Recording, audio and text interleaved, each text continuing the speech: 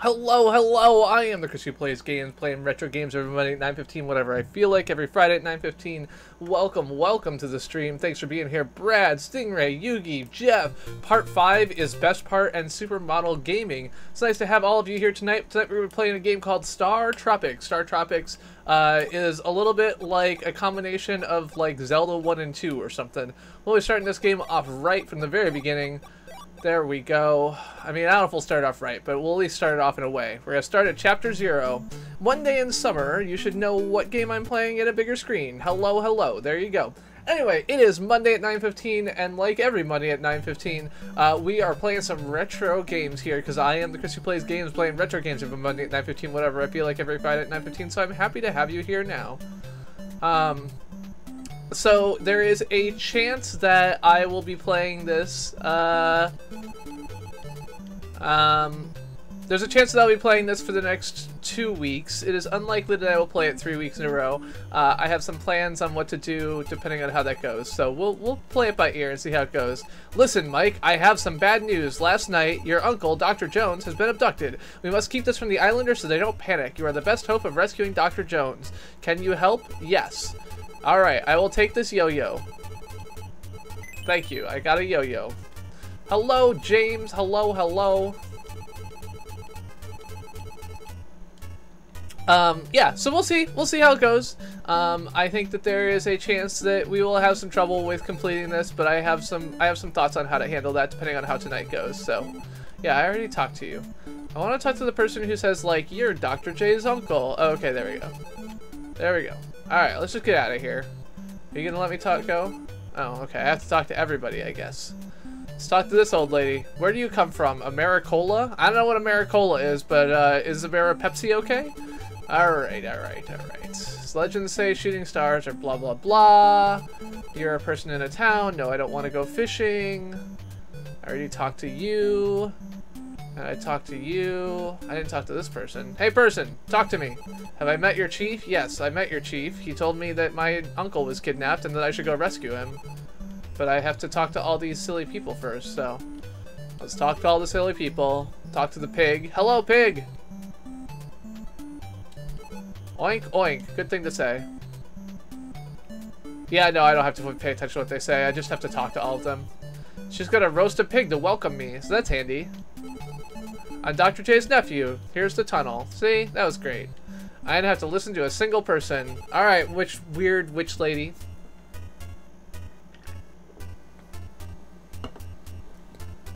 Just 1 second, I need to check on something. Okay. You are the shaman and sister of the chief. He was abducted because he found a secret in the lost ruins. You have great hope that I will succeed and blah blah blah. Sailors look for the Southern Cross. Many blah blah blah. A Southern Cross is always on the test of island courage, blah blah blah. Okay. Refrain from turning off power or resetting. Anyway, so now we're gonna use our yo-yo to attack enemies. Luckily we can jump over green things. Unfortunately, we can't jump over water more than 1 square wide, so we'll have to keep that in mind and not kill ourselves. Huh, why? There we go. The reaction time in this game, so like, so the original Dragon Warrior / Dragon Quest has this too, where if you don't, like it takes like your movements only happen like every 1/4 second, so you can like hold up and it doesn't actually do anything, and that's annoying. Alright, let's kill you. Go ahead and get this guy out of here. Step on that. Hop on pop. Alright, let's get out of here. Out, out, out. Cool.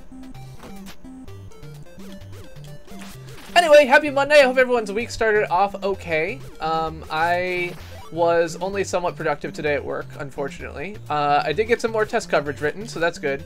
We are currently working on improving some text coverage and cleaning up some old code and other stuff like that. One of the benefits of having a bunch of new people who have all started on the team recently is it gives us an opportunity to look at some of the decisions that have been made in the past and see if they're the right ones. That was really dumb of me. Awesome. So am I gonna start over here? Great, cool, that's awesome. Alright, so now we know that happens. So a fast playthrough of this with no silliness and no deaths and no anything else like that only takes about 2 hours. So there is that. And I'm just gonna, you know, between now and next week, I'm gonna learn to be the best speedrunner there is in this game. The other thing that I can do if we find out that that's not working very well for me is that next week is Labor Day, and so I could take some time and do a little bit of extra streaming on Sunday. So we could have a Sunday stream for some of those Europeans who constantly complain that I always stream at times that are completely inappropriate for them. You know, we could stream right after Brad Pritchard, and he could hear the sultry tones of my voice to go to sleep. So we'll see how that goes.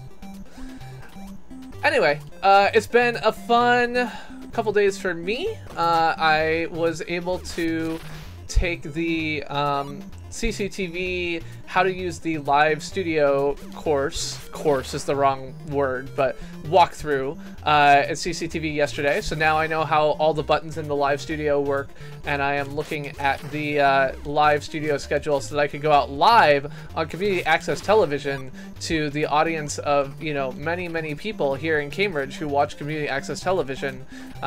So I got that going for me, which is something or other. Ah, there's the trick. I was like, what is going on here? I can't figure out how to go, but we got it. We are successfully past that. Oh, let's not get hit by that. Let's just go this way and hit him in the back. I do not mind killing slugs in the back, so. Ow. Pick up some stars. Go out here. Up. Oh, walk too far. Yeah, so let's see, what did I do? I did the CCTV Be Live Studio tutorial. I did, I went to a Star Trek burlesque show. I did, what else? I did, oh, my class tonight was on, studio production. So the studio at CCTV, there's two studios. One is a studio that has, words. I'm failing at words because I don't actually know where to go. I want to go up, but I don't know how to do that. Is there anything I'm missing? Oh, I can do this. Do this. Up here. There we go. And step. Step 1, you can have lots of fun. Step 2, there's so much you can do. Alright, we got some fire stick. Good job, fire stick.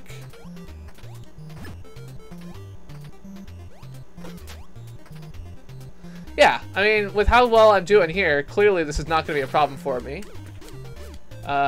So I don't know why we were worried. Hello, Flapper. Good to see ya. Good to see ya. Oh, look at that. So I get take damage and then I get a heart because I am lucky and awesome like that. So the studio production class was really cool. Step 4. Don't you know I can give you more? Step 5. Don't you know that the time has arrived? Step by step. The burlesque show was awesome. It was really fun. So those of you who've been around for a while remember that I went to the burlesque show last year, and I actually went to the same show twice because I loved it so much. But this year, it's the same producer who was putting the show together, and wonder if there's like a secret path that I can go through here. Nope. Oh, I see it. Duh. I'm like, how do I do the thing to just go this way? There we go. Now I've got more fire sticks. Excellent. But yeah, so last year I went to the Final Frontiers, which was the Star Trek Burlesque show in May of 2017. It was put on by a producer who I'd never heard or seen or talked to or anything else like that before, because I had never done anything in the Boston burlesque scene, whose stage name is Sake to Me. So Sake to Me...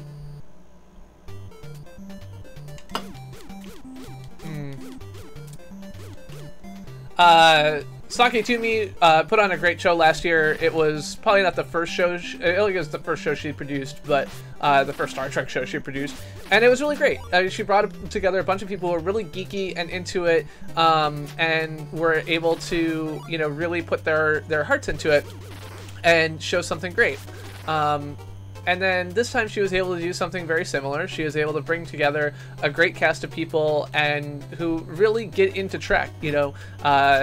There are some people who are like, hey, I'm a little bit confused. Why in your Star Trek burlesque show is there like a Ferengi wearing clothing, a Ferengi woman wearing clothing? We all know that Ferengi women never wear clothing. And it's like, you know what, like Mr. Gatekeeping Star Trek fan trying to call someone out on their like failed, you know, ability to meet your level of nerddom. Like, you should know that, you know, if you were a real Star Trek fan, you would know that Ferengi women do wear clothing. That was one of the changes that the Grand Nagus made because, you know, he was dating Quark's mom, and that was a thing that they did. Okay, this does not seem like it's going super well for me.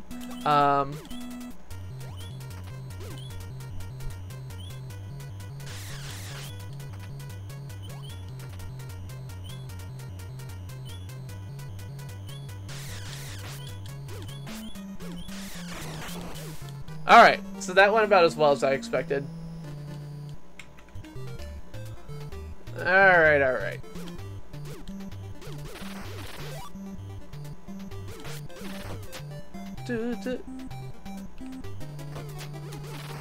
Oh, so the reporter in my group is gone. So that was my documentary filmmaking class. My documentary filmmaking class finished up last Thursday. So I no longer have that problem. I did collect all of the... So she had done a kind of like cute edit that she kind of liked and I thought was pretty decent, and she wanted to keep working on it, so I actually did her the favor of going into the class and picking up her footage off of the computers, because they clean the computers off all the time, because, you know, you can't just have all the people leave their video projects on the hard drives of the shared computers, because then there would be no space on the shared computers anymore. That was dumb of me. Okay, I clearly need to like think and actually play this game a little bit better, and that is not the way to do it. So we're just gonna get good and play through this game better than we are so far. No, so, you know, she did not distract us for the rest of the classes as much as she did in the earlier ones. So the last two classes, she didn't really become bothersome at all. She was a little bit bothersome in the last class because she showed up an hour late, and there were some aspects of the setup that had not been done for her because she showed up an hour late and we didn't know that she was coming, but, you know, whatever. No, but now I'm in the studio production class, and the studio production class is super cool. You know, they've got a full 3-camera studio setup with broadcast picks, which is like broadcast quality software and hardware for doing broadcast stuff. And they, you know, have a whole 750 square foot studio that you can, you know, book and set up and do everything else with. So, god damn it. I know that this is not actually that hard, so. Well, you could have caught me on public access TV earlier today, Brad. I actually went by and did an interview on someone else's show. The question that you need to ask yourself, though, is, like, would you be willing to trade some of my time here on YouTube for me being on public access? Like, if I came to you and said, like, hey, you know, live streams on whatever day are not gonna happen anymore, would that be worth trading off? Yeah, so that's one of the things I've been thinking about is like, okay, you know, what's the right trade-off here? You know, should I do something weekly? Should I do something, you know, bi-weekly? Should I do something monthly? And how much time can I actually invest? Okay, I don't get how I'm supposed to, like, not die to these guys. Oh, like that. Okay. I got it. I got it. I'm supposed to not stand right next to them when I have them come across. Like, pretty simple. Very easy. See? Not a problem. So that's your take, Brad? You think that I could do public access TV once a month? You would accept that as a missing YouTube live stream as a trade-off?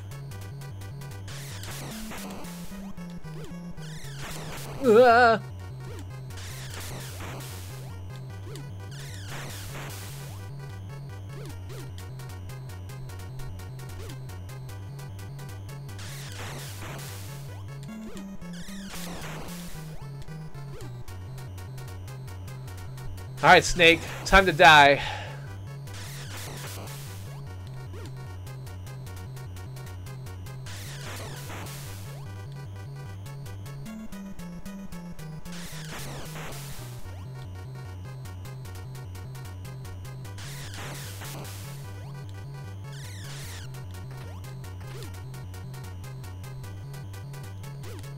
I mean, what it really needs is, what it really calls for is better skill, but, you know, I don't have that, so.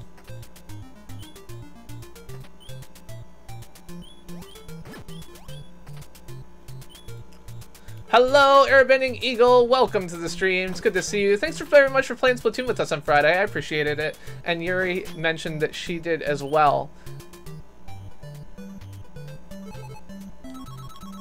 So the one shot and then jump, I'm pretty sure, was not the fault of the game. It was my fault for being not very good at this. You love this game? Well, it's great for you that Soybomb, our lovely friend in the retro gaming community, requested it for you, because now, you know, you've got it. Alright.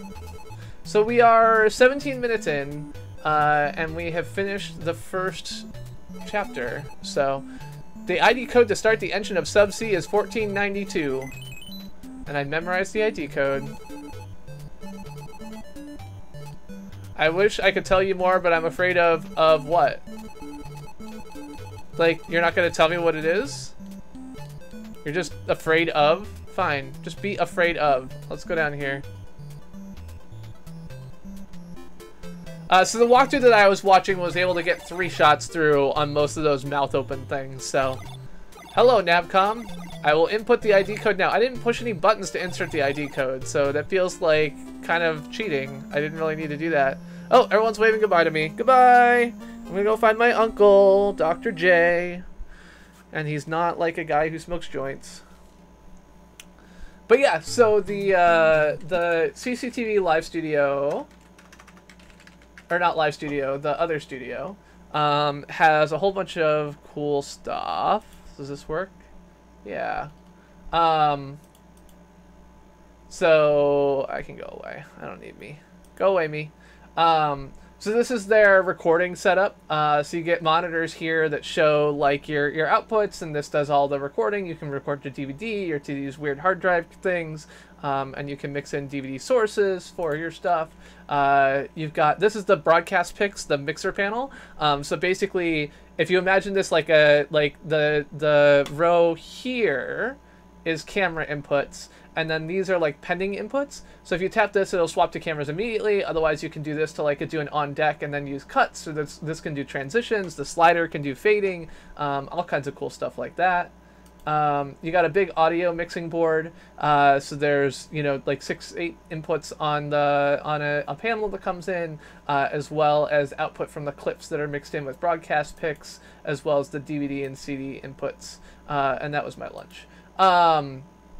But yeah, so like pretty cool stuff. I didn't take any pictures inside the studio with the 3 cameras that are there, but it was definitely like a neat space to be in.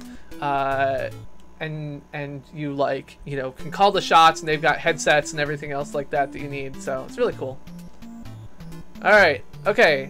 A dolphin has come to talk to me. Qui, qui, qui. This is a female dolphin. I will begin translation. So I like qui, qui, qui, k, qui, qui. No.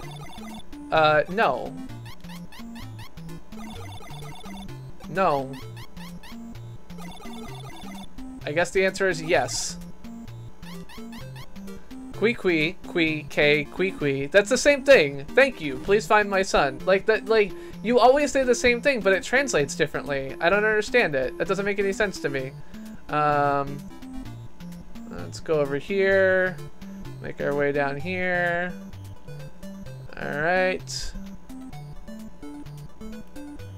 Just gonna go through some mountains here. Oh wait, no, I don't want to do that yet. First, I gotta go to town. Missed the town.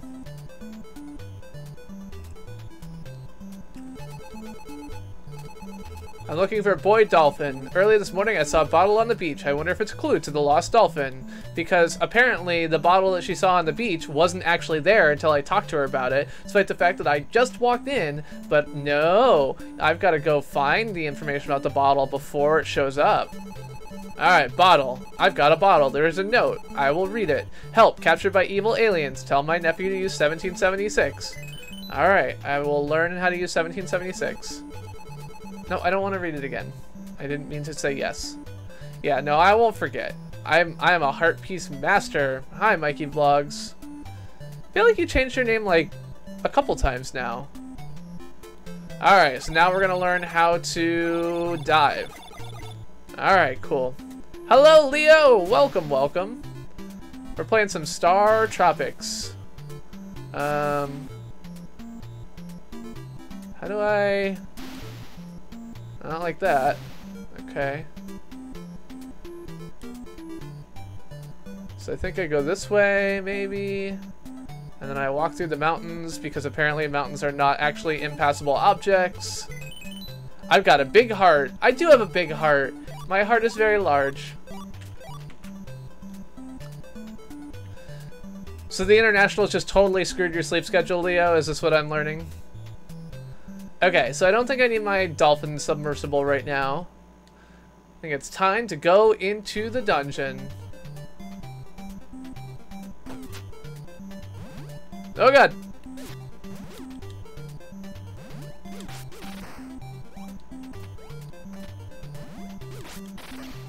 Alright, let's get some baseball bat action up in here. Cool, cool.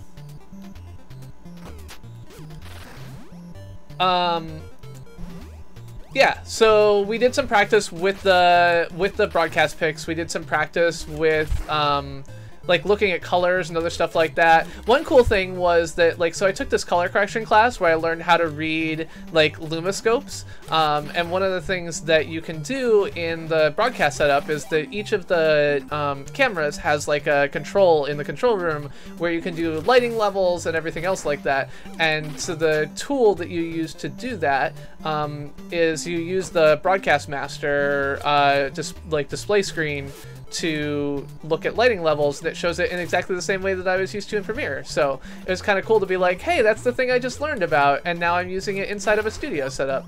It's very neat. And another nice thing about it is that like this entire class seems to be really like engaged and engaging with the material. And after my CPG ran on Friday, for those of you who are here for that, you know that like my frustration with people who do not engage with the content is quite high. So it was really nice to have a class full of people who are like very engaged and happy to be there and not trying to distract the class. So today was the kind of intro to the whole control room, to the setup, to the cameras, to turning everything on and off, and so on and so forth. And then tomorrow is going to just be practice. So we'll do practice interviews the entire time. And then on whatever day is coming up after that, Wednesday.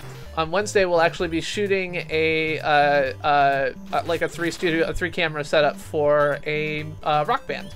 I don't know the name of the rock band, but we'll be shooting a rock band, which is pretty cool.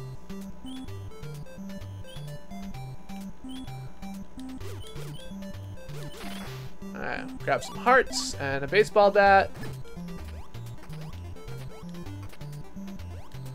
Okay.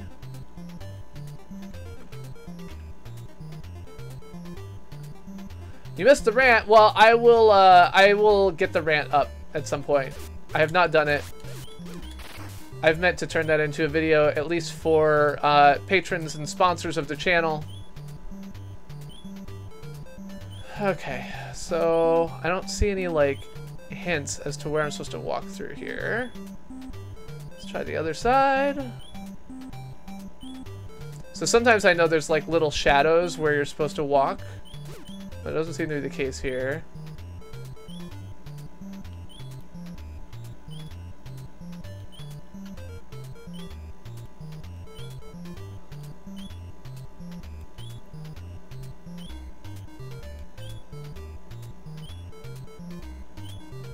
Oh, there it is. I see it. I see it.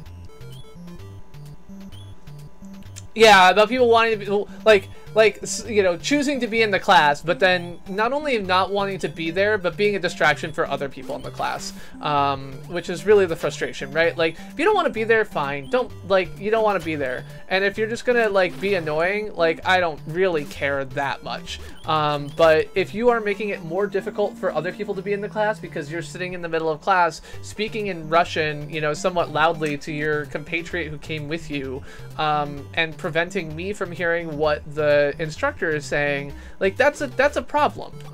That's not okay. Okay, let's just bat this guy. There we go. Which I didn't even need to do because I don't even have to go that way, but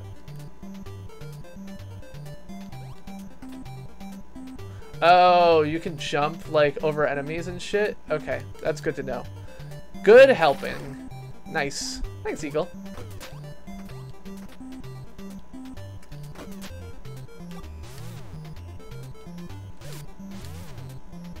Well, I was trying to use my bat, but it seems like that's the wrong tool for this purpose.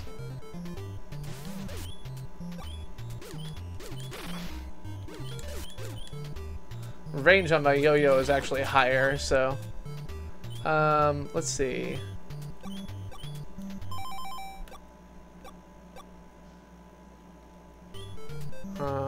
Isn't there a way to use like star power or something?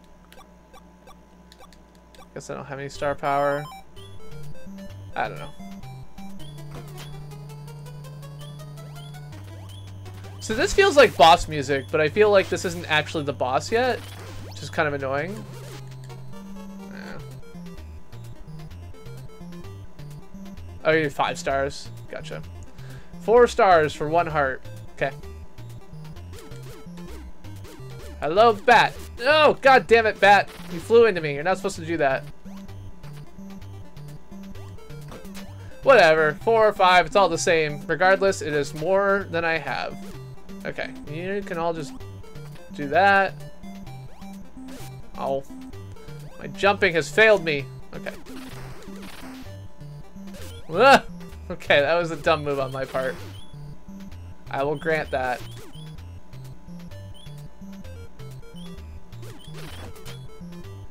And here we go. So this is not looking great for me, but it's okay.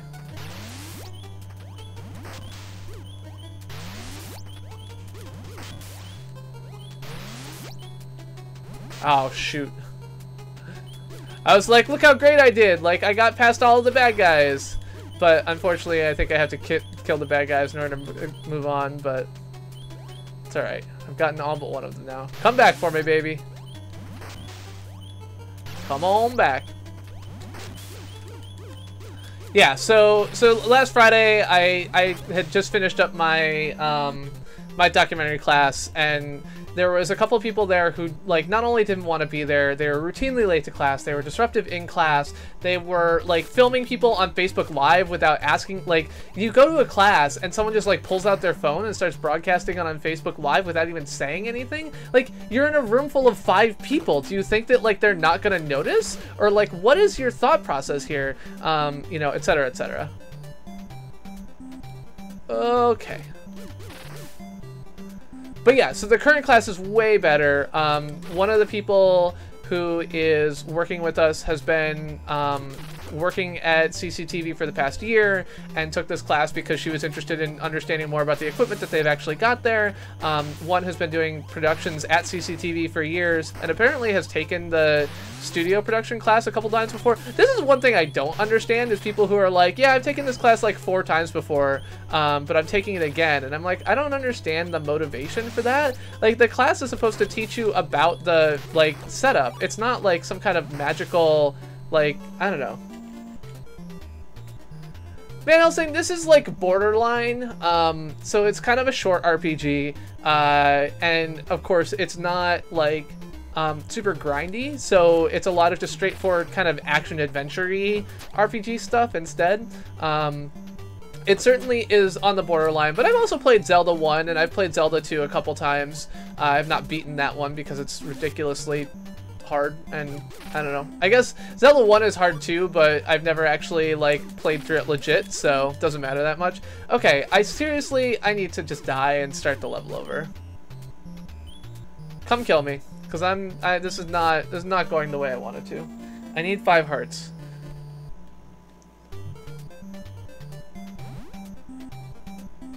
Like, I think the thing that I'm concerned about here is that I don't know if I'm going to get enough baseball bats. So one of the problems that I have with the last level is that when you continued, like when you died and continued, you didn't end up with as many of the item pickups. So hopefully that will not be a problem.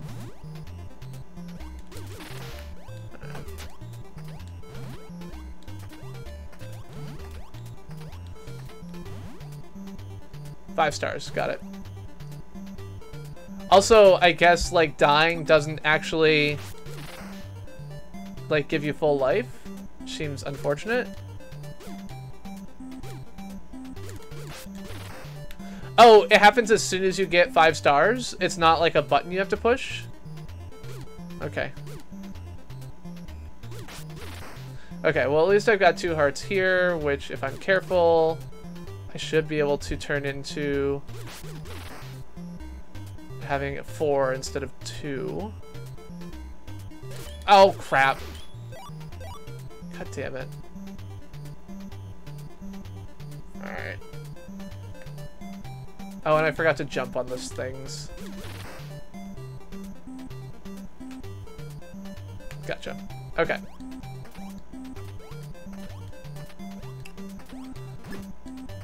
But yeah, so I hopefully will be getting a, I will hopefully be getting a recording of my interview on CCTV Cambridge from earlier today.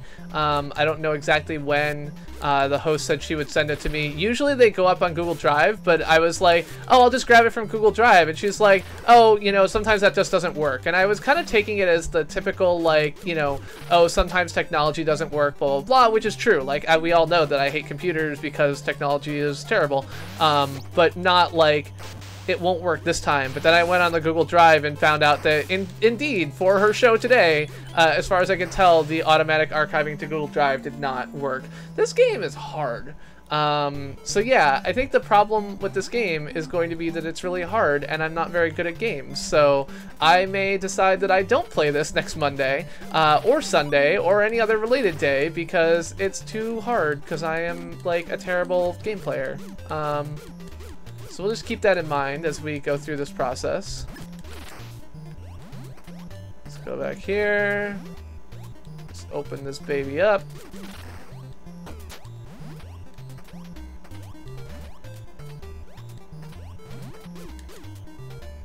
Get out of here. Alright. Oh, fuck!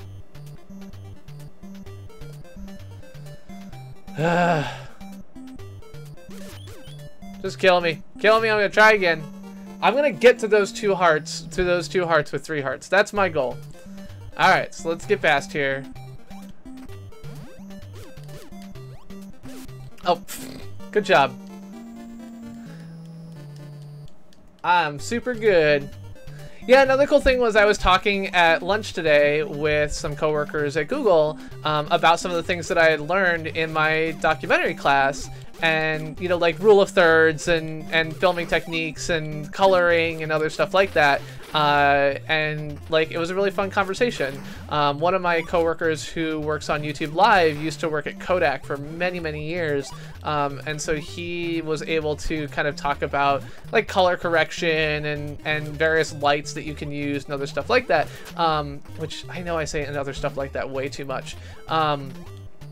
But he was talking a little bit about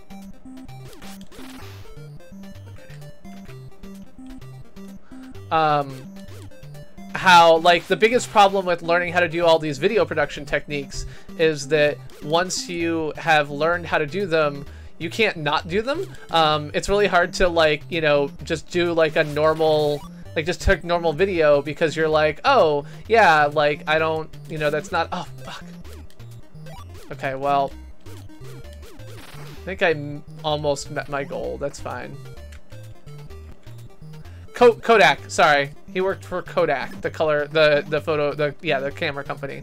And so so he was like, the problem with like, once you know how color correction works is that you like, when you're an amateur, you just look at things and you're like, hey, like I'll just take a picture and it's fine. But when you have these other skills, like it is very difficult to set aside your eye for those things and like just take a normal picture and upload it. So like when you're an amateur, you take a picture and it takes 2 seconds and you upload it to Instagram, put a filter on it and call it done. But once you've learned all these other techniques, you're like, oh, I really should be shooting in log and I should be correcting so that I can do this. And I got to make the skin tones match and everything else like that. So you don't have the luxury of just being kind of a pleb, which I can totally see. I don't think that I have that problem as much, but I totally see how it can happen. All right. Come on. Come at me. Fuck. Not you, stupid fish. Not that guy. There we go.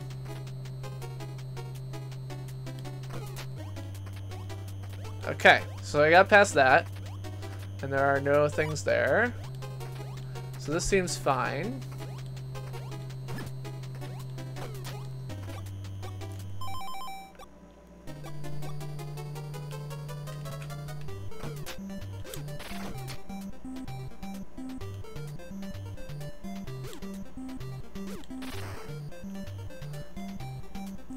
Yeah, ignorance is bliss, exactly.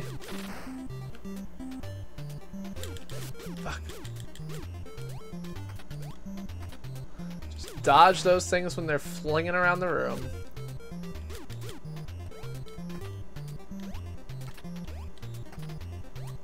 Oh no! Fuck you, stupid star. Ugh.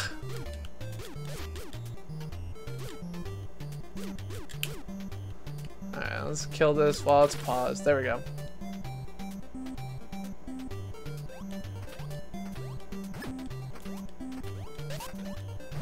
Hey, I got Snow Manning. Which is kind of like Chelsea Manning. No, that's not. I don't know. I don't know where I was going with that joke. It sounded funnier in my head.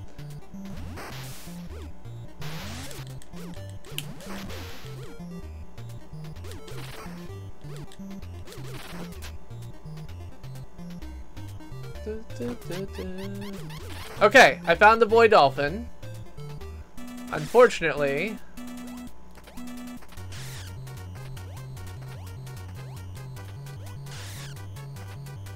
I have to beat this guy somehow.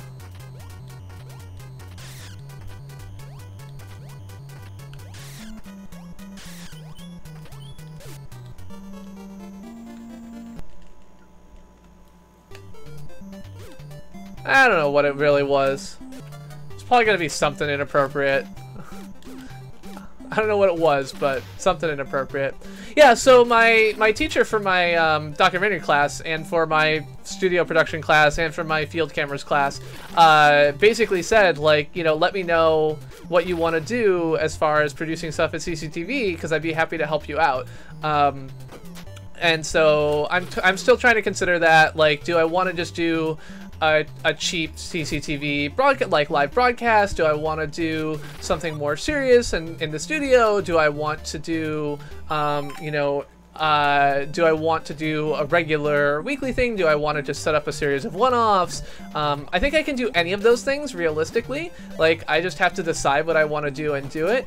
I do think that doing a you know, a CCTV, like, you know, community access program once a month, and then I could even, you know, once YouTube Premieres rolls out, I could re-premiere it in replacement of my live stream that week when I do it. So yeah, so I think I need to freeze the octopus with the snowman, but before I do that, I have to wait for him to be ready to come down at me, and then I'm gonna hit him with the yo-yo or the bat or something. But unfortunately, it means I have to dodge him for a bunch of time first. And it's hard to... Oh, God! No. There we go.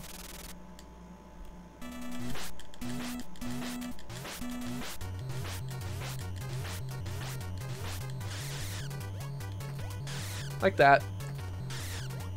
Oh, missed him. Ah.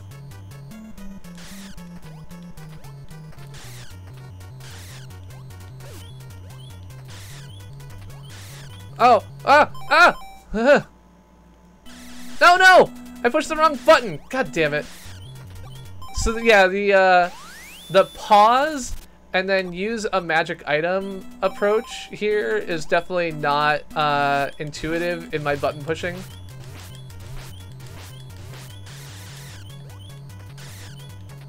And unfortunately, now I am out of yo-yos, or snowmans. So, it's all down to me. Just hitting him by luck, which I failed at. Okay. That was the wrong button. So I have absolutely no memories of this game, have never played it before.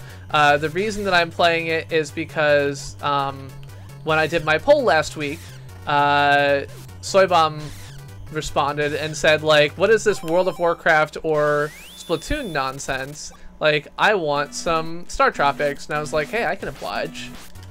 Alright. Come on, baby. Give me all of the bats. God damn it. Oh! There we go.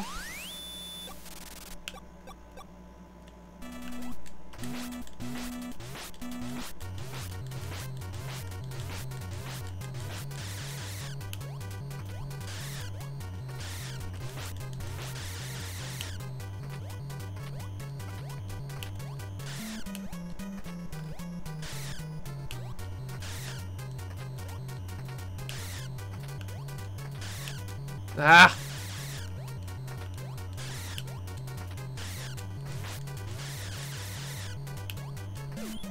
I'm in trouble. God damn it. Yes, Dolphin, I hear you. Ah, crap.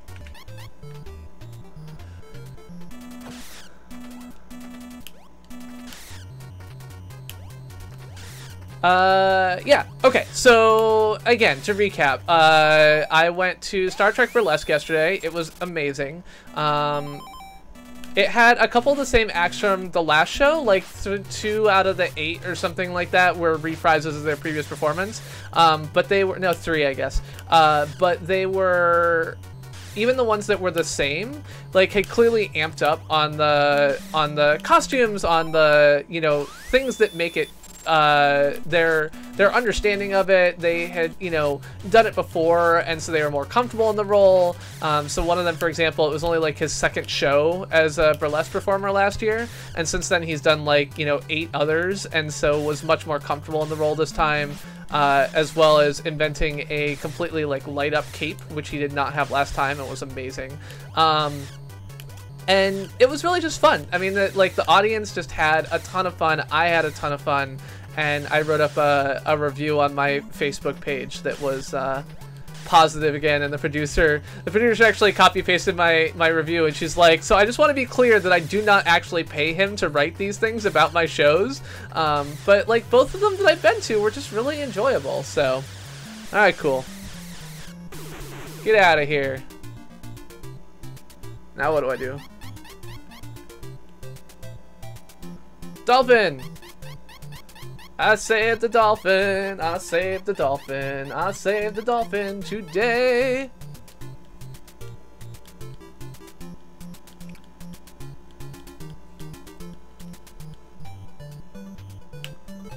Wow, I've done it! Yay, me! Now saving my data. Refrain from turning off power or resetting. I will do so. No power offing for me. Okay, so that is chapter 2 done, I think. Navcom here. He is the boy dolphin. He is thanking us for saving him. Let's signal his mother. Oh, cool. I guess we can just signal across long distances, so that's cool. Alright, I will follow you. I will follow you like a dolphin. We will splash in and out. Anyway, hello, Jose. Welcome to the stream. I'm the Chris who plays games, playing retro games every Monday at 9:15, whatever I feel like every Friday at 9:15. Happy to have you here tonight. And we are playing some Startropics. Startropics was a game released in 1990. Interesting thing about Startropics, it was actually a game that was never designed to be released in Japan. Suddenly it gets dark and stormy, and the sea tosses sub-sea. Uh-oh, that's trouble. Oh no! Sub-sea! You have crashed! Oh no! And I'm just like face down on the tarmac. I bet it's gonna sink.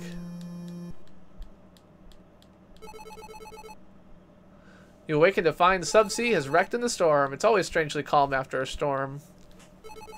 From now on, I have to walk. I don't want to walk. I want to take sub-sea. Sub-sea, come back to me. I guess not. It is a submarine, yes! It crashed on the rocks, though.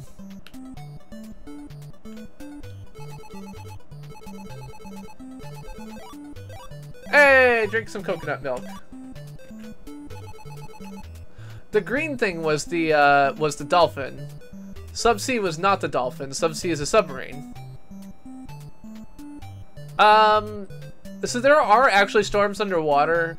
There should not be storms deep enough underwater that if you were to float on the... So here's the thing about subsea. Although it is a submarine, it seems, based on what we saw, that it did not have the ability to submerge for very long. It could only submerge for like a very short amount of time. So it may be that, you know, its buoyancy tanks were ruined by the alien who kidnapped it or something. I don't know. You never really know with these things. Okay, let's figure out how to kill these guys. Like that. Cool. Now we'll go ahead and hop on pop. Alright, so now I've got that, which I assume I will need to use later. I'm gonna kill you. So yeah, we did a brief screening of the documentary film that I had finished during last stream.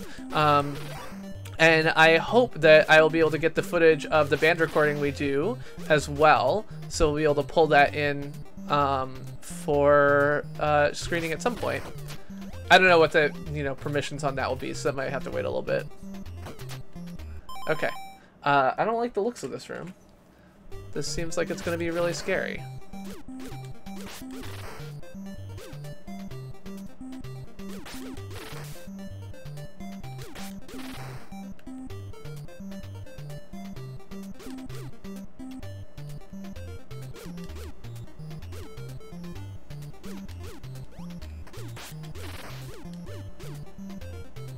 Yeah, I mean, that's pretty much the definition of, like, scary as winged monkeys, isn't it? In some places. Like, the word for winged monkey in some language is probably scary. Oh, God! Okay, that was dumb of me. Really dumb. Stupid. Okay. Damn it. Fuck! I underestimated how much damage those guys would take. I don't know if there's a better way to do that room.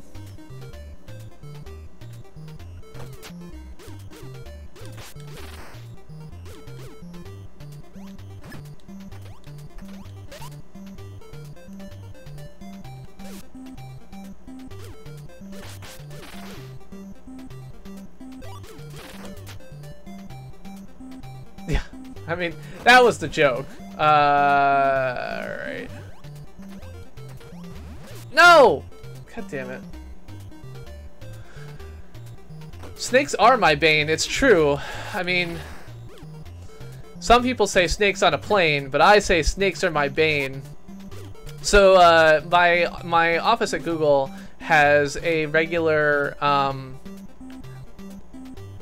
like once every, like 2 months or so, they have a trivia show, except it's not really a trivia show. What it is a comedy. It's a comedy show, based around trivia. And so, TGIT's Nerd Off is a show where we will. Hey, great. So the focus is you know, trivia questions, but the whole point is that the host is telling jokes, and the whole thing is kind of funny. So like one of the trivia questions is, you know, horse, hat, or cocktail, and you have to answer like, you know, well, a derby is a type of hat, but also a type of horse or whatever else. I don't remember which ones were which. Oop, that was unfortunate. And so so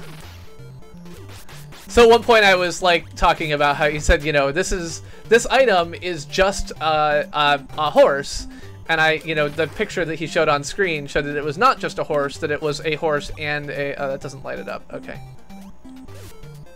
I don't remember where the path is there, so I have to remember that when I come in so I don't die in the dark. Democracy dies in darkness, and so does CPG. Go to the middle and jump. Okay. Thank you very much, Stingray. Oh god, I'm gonna die. Alright, let's stop dying.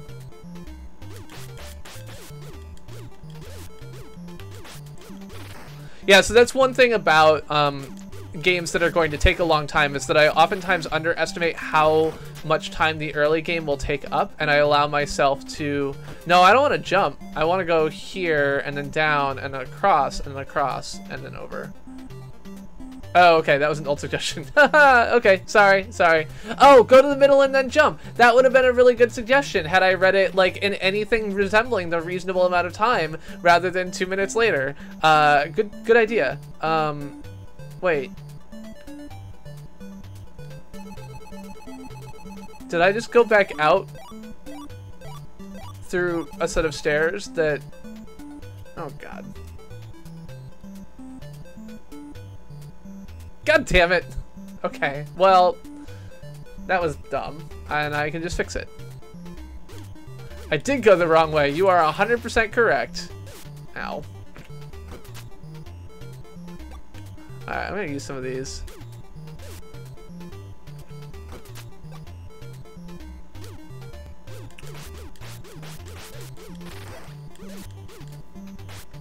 Okay, so those fireball things are good, but not great for these guys who have a shit ton of health. So let's use them on these guys. Oh god! Okay, so those red guys, so long as they are not in line with me, will not come chasing after me. I think this is actually true of most of the enemies, that they will, until they know where I am, they won't follow me. But once they do, they will follow me, and that's trouble. Okay, we're gonna try and get through this room without taking any damage, and then toss another save state. We're failing at that, but we're gonna try. Try hard, damn it. I feel like I've summarized my day like 3 times, but I never finish it. So I'm gonna turn it over to you, the audience. What is one thing that you would like to know more about that I've talked about today, or something in the news, or anything else? Tell me what you're thinking. God damn it. So I don't think it's meant to be an upside down cross. I think it is just a design element designed to make it difficult to get across the middle of the room. But I do understand what you're seeing, and I don't think it's an unreasonable take. I also forgot to drop that save state like I said I was going to. Anyway, hello, Celsa Louise.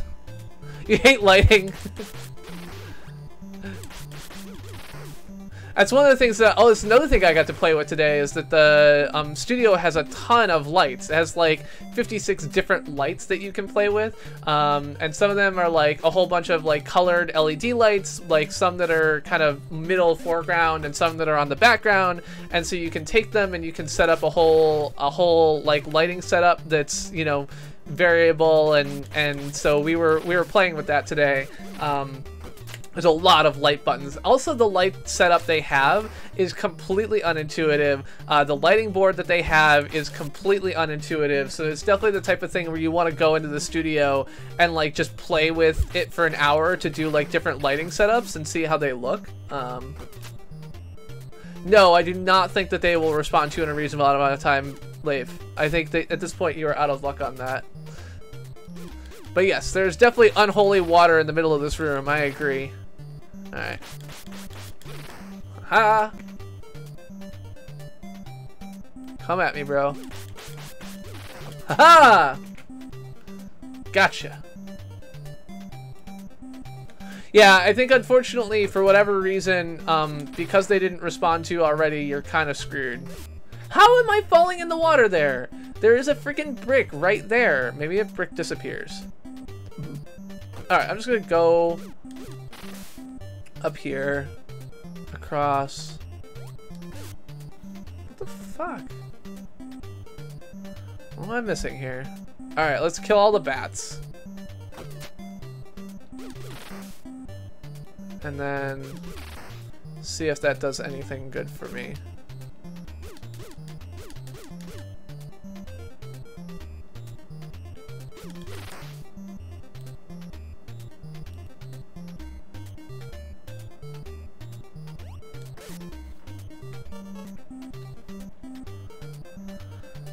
So, what's the layout down at the bottom? Oh, okay, I can't jump to that.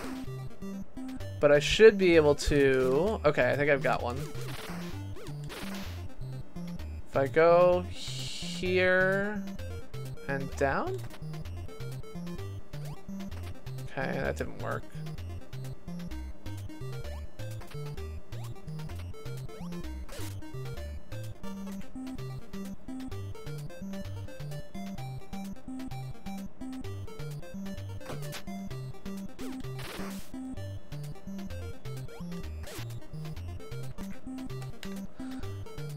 Huh.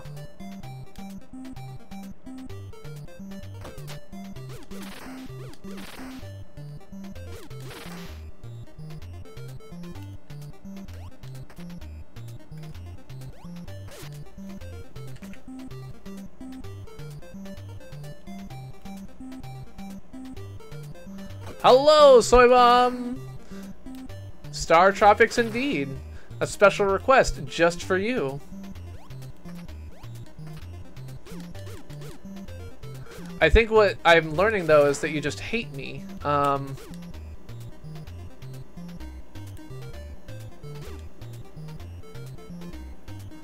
So there is a block right there that I can jump to, and a block right there that I can jump to. But neither one of them triggers anything when I jump on them. There used to be, when I walked in, a block right here I could jump to, I think. Oh, there we go. Oh, that was stupid. I was jumping one too far over. There we go. I got no torches. They take away your torches at the end of the level, right? You can't carry anything from chapter to chapter as far as I could tell. Maybe that's wrong. Alright. Wow, I've done it. Part 1 of chapter 3 done.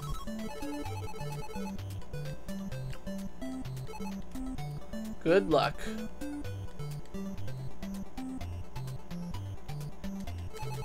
Welcome to Miracola. I prefer Mira Pepsi. Hi, I'm a brave sailor too. Can I go with you? You almost died at sea. I'm getting seasick. I better stay awake. Away. Where do you come from, Americola? I think we already went over this. I am not from Americola. Banana-et has been sick for so long. Don't really care. All I'm trying to do is progress the story. Did I meet Miss Coral? No, Mira's the best. You're so honest and cute too. I am not honest, I just lied to you. I actually like the other one better. Oh no, his daughter is very sick. Well, that's unfortunate. He should, like, take her to the witch doctor. I told the witch doctor I was in love with you. I told the witch doctor I was in love with you. I know that you'll be mine when I say this to you. Ooh, baby, ooh, ee, ooh, ah, ah, ting, tang, wada, wada, bing, bang. Ooh, ee, ooh, ah, ah, ting, tang, wada, wada, bing, bang. You look like a witch doctor. Do you know about the castle of She-Cola? Why is everything named Cola in this place? Does this person think that, you know, every place in America is just named Cola something? I don't need any coconut milk, thank you. I tell the witch doctor I was in love with you. I know that you'll be mine when I say this to you, baby. Ooh, ee, ooh, ah, ah, ting, tang, wada, wada, bing, bang. Ooh, ee, ooh, ah, ah, ting, tang, wada, wada, bing, bang. Oh, that looks like the real witch doctor. I may enter. That's cool. Hello. Are you... You're just hanging out. He's... just a person there. I'm just hanging out. Don't worry about it. Alright, Chief of Miracola. You've heard of me. Can I help you? Many shooting stars, something dreadful. That night my banana has slept. She's upstairs. Some say a mountain hermit lives who has healing spells. You must find him. Okay, you're gonna fix my wrecked ship. That's very nice of you. However, I would really like it if you would just fix my wrecked ship first, because then I could use it to find your stupid mountain hermit faster, because we all know that mountain hermits are responsive to people coming from the sea. I may have been born in the sea, but I ain't no dummy. Alright.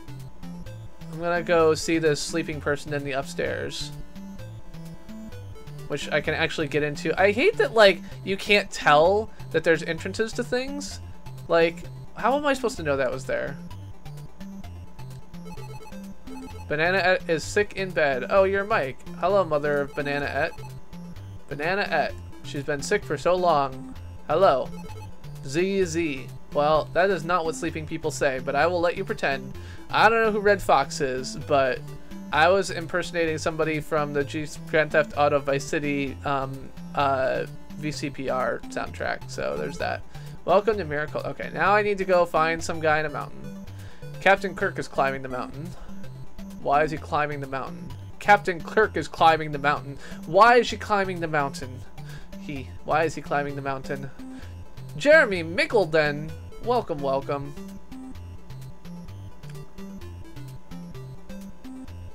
Because he's in love.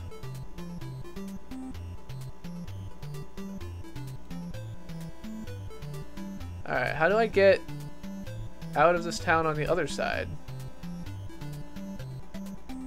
I like want to go this way or something.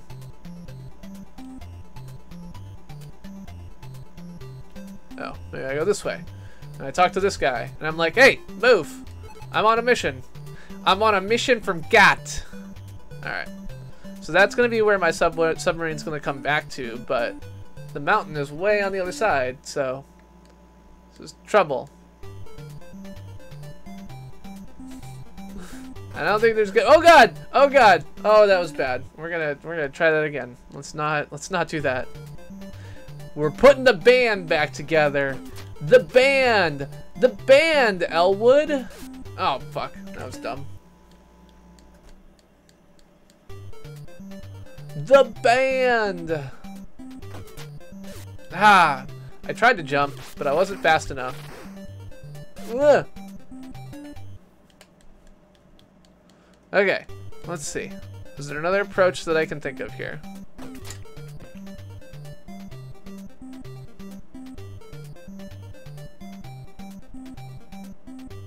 Ugh.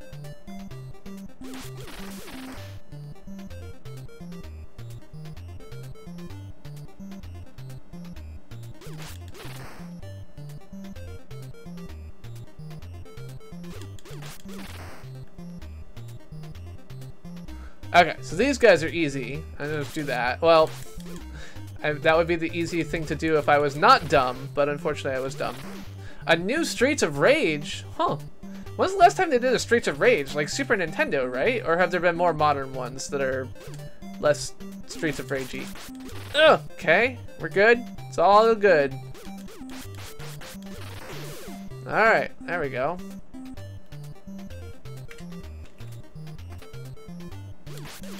Ow! Snake! Don't step on Snake!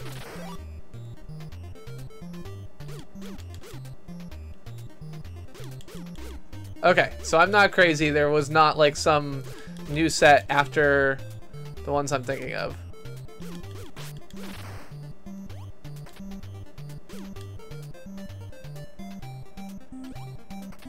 Ah!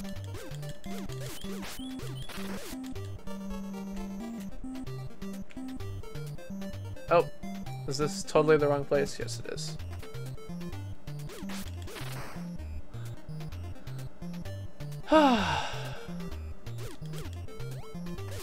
Oh, too far.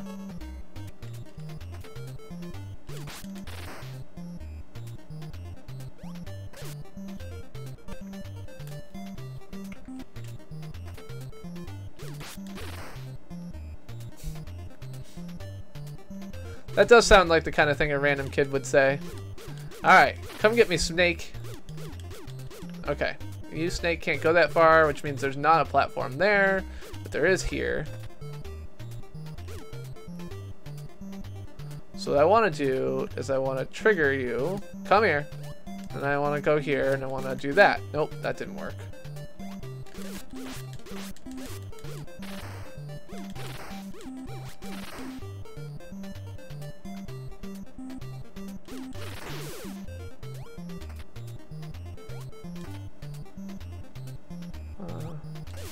No! Probably should have tossed the save state. Whatever.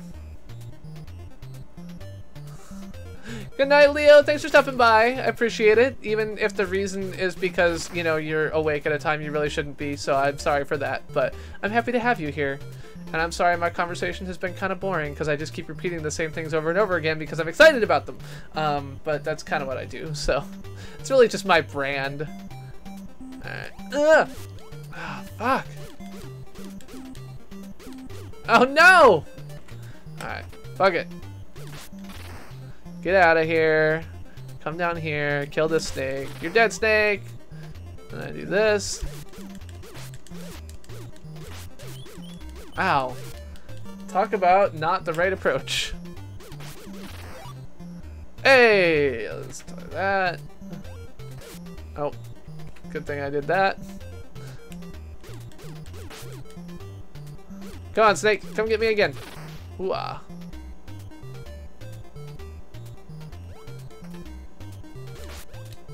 Aha! I avoided you. Okay, I can kind of like half walk into a thing. So, do you think that like once I'm on this platform here, I can jump to the baseball bat? I don't know. Nope. Cool. Baseball bat, slingshot.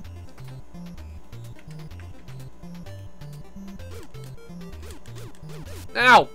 Dumb.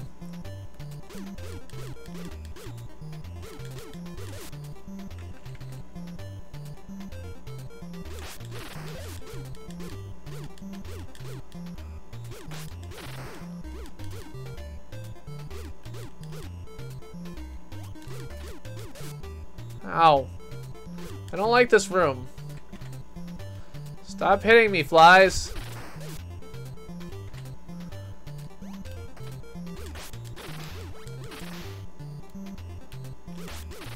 Aha!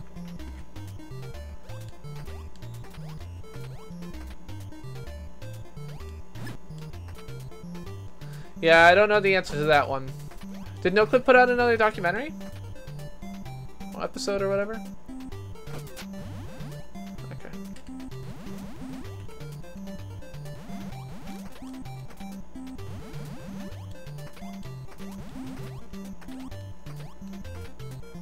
Done and doneer.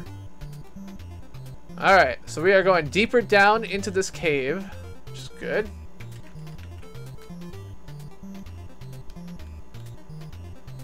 Doing some more deep down digging. Ah, I gotcha. Oh, cyber. So that's the like people got all upset about cyberpunk and something. Oh, that was with Project Red. Now I remember that. Okay. Cool. I got an extra life. Doesn't matter.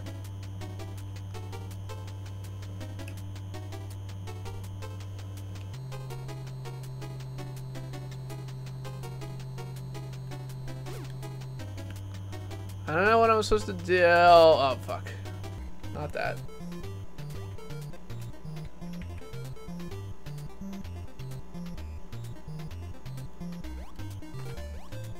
Yeah, I like that. Like, it's a cyberpunk game, but they're going backwards in time. Anyway.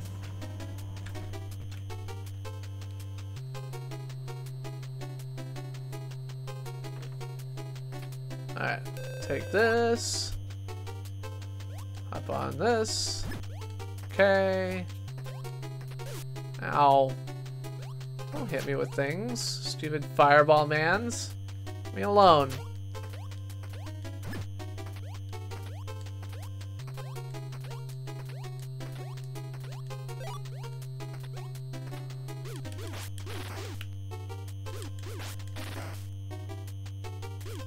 Oh god! Alright, good dodging. Aha! Let's see if there's anything else secret in here. Oh, they did the whole Witcher series. People love the Witcher series. I think they've got some reasonable claim to fame.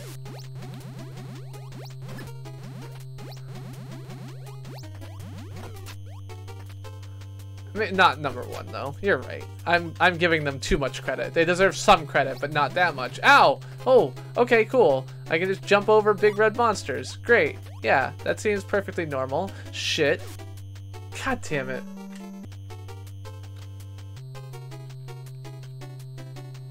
Okay. So let's just ignore these guys. What? I guess that's randomized, so good to know that.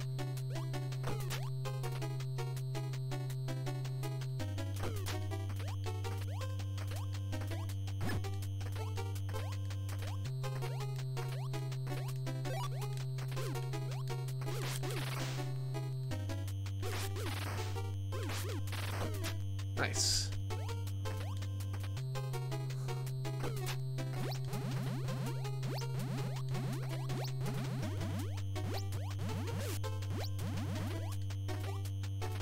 Wait, what?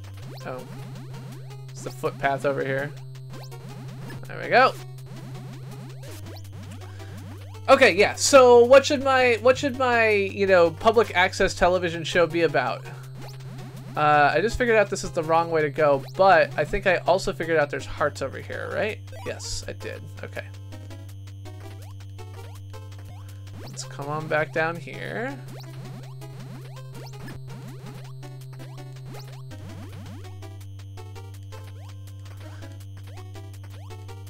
So yeah, Soy Bomb, I don't know, you probably haven't heard all of my ranting and raving about how much I love my local public access station, but they run a series of educational and gear rental programs pretty similar to like YouTube Spaces. So I've been taking classes on documentary film production. I've been taking classes on oh shit. Okay, well, this looks hard. So, like, burlesque shows is a thing that, like, someone could do a show on. I don't think that I'm, like, the right person to do it. Okay, this doesn't seem good. In fact, it seems what I might call bad. Okay, that's fine. So the Boston Burlesque, folks should really do that, and I would be happy to be like a resource for them to help produce it or something like that, but not something I should do on my own. So it's a question I should do my own thing. And so if I was going to do a thing, so there's a couple different things that I want to do. One thing I want to do is, okay, so that is not right. Top left tile first, okay. Wow. Everything wants to kill me. I don't like that. Got it.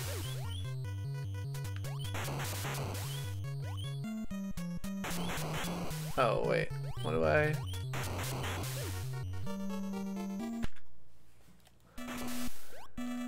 But yeah, so I absolutely think that, like, the Boston Burlesque folks doing a like weekly or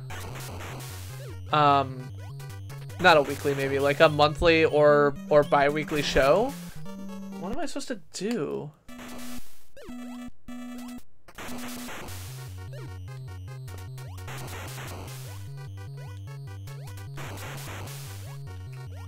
So do I have to do the top left one first, otherwise the other one's not available? Let's do this, hit that.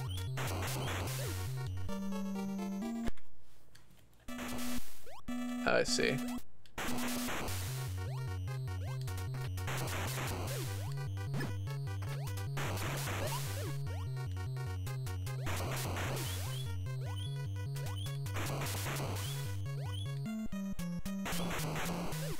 Fuck.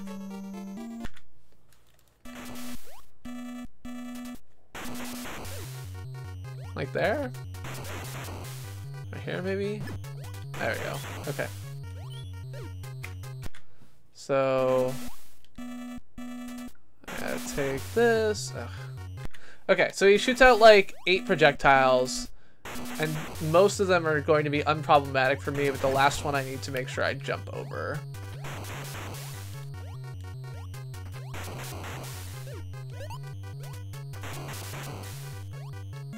So once I like clear these 2 things, does he just like sink? Because I feel like that's what should happen. I don't feel like he'll be connected to anything anymore. Okay. Damn.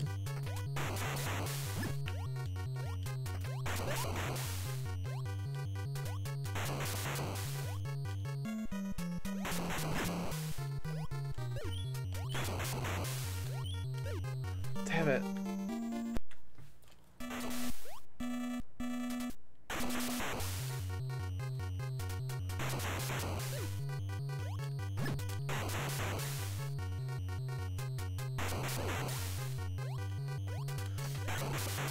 But yeah, so here's things I want to do. One, I want to do short documentaries about different classes of people in Cambridge who either have difficulty or don't have internet access at home. So how do they access the internet? Do they use the library? Do they use public spaces? Do they use school? Do they use, you know, Starbucks? You know, what is the way that people are getting access to the internet if they don't have it at home? I presumably it won't be Starbucks. That was more a snarky comment about Mr. Library Man who said that everyone can just go to Starbucks for free Wi-Fi. And so that's one thing that I want to do is tell those stories, because I feel like oftentimes we are kind of distracted by the narratives around, you know, cost and like super high speed and other things like that, and not the actual issues around the digital divide that are crucial in that we have a crucial responsibility to resolve as a city that believes in social justice and equity here in Cambridge. All right, there, done.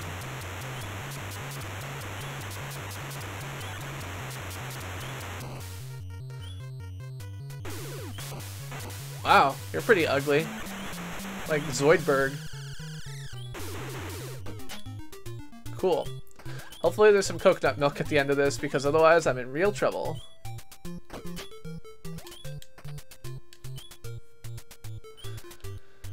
Up sounds like the right direction to go, so we'll do that.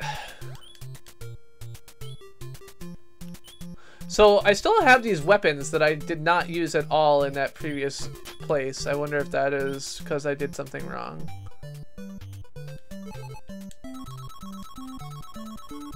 So yeah, can you function without the internet these days? Many people have to. According to the Americans Consumer Survey, which added a broadband-related question in 2000 something, they approximately 20% of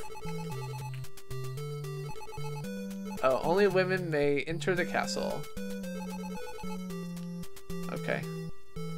Well, let me go figure out a way to deal with that.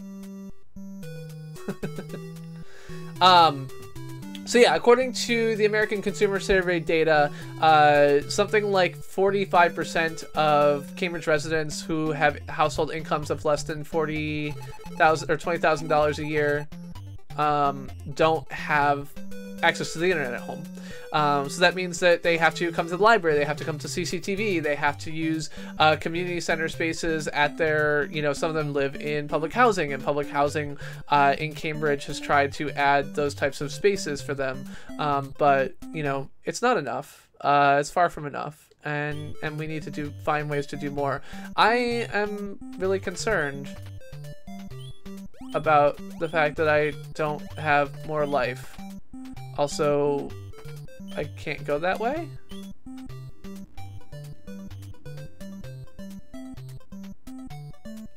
Maybe I'm missing something there. Okay, give me some freaking coconut milk.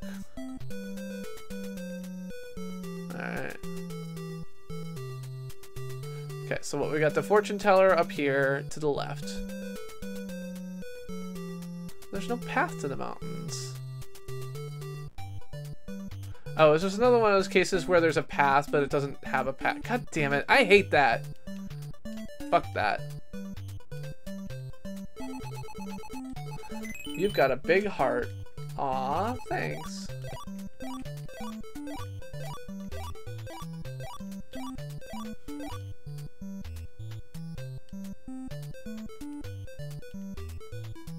Okay. So that fixes my coconut milk problem. And we'll go and find the fortune teller's crystal ball or something. That seems bad.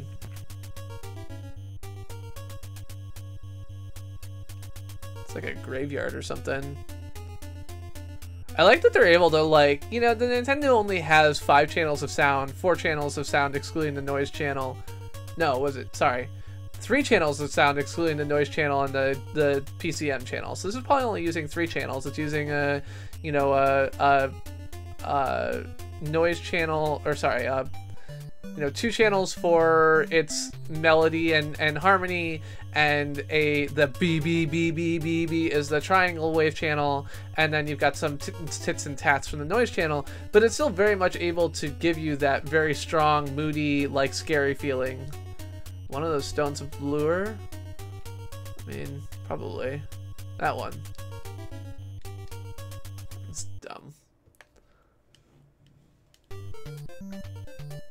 Alright.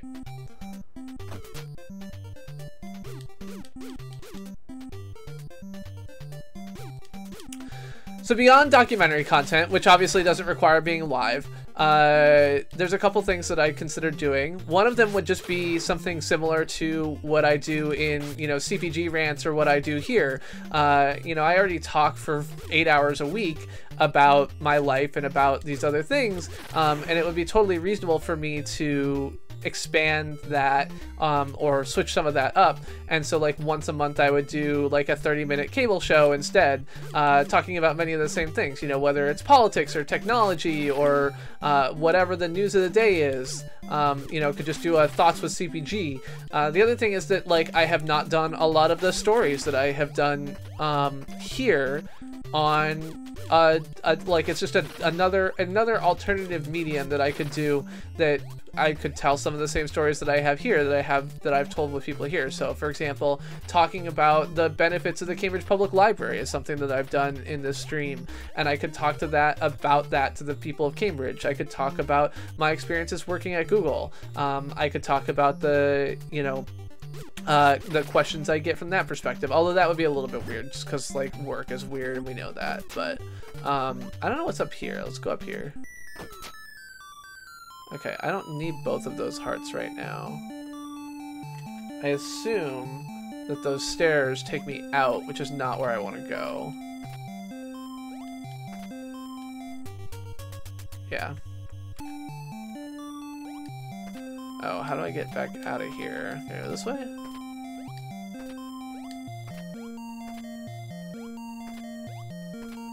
Oh, shit.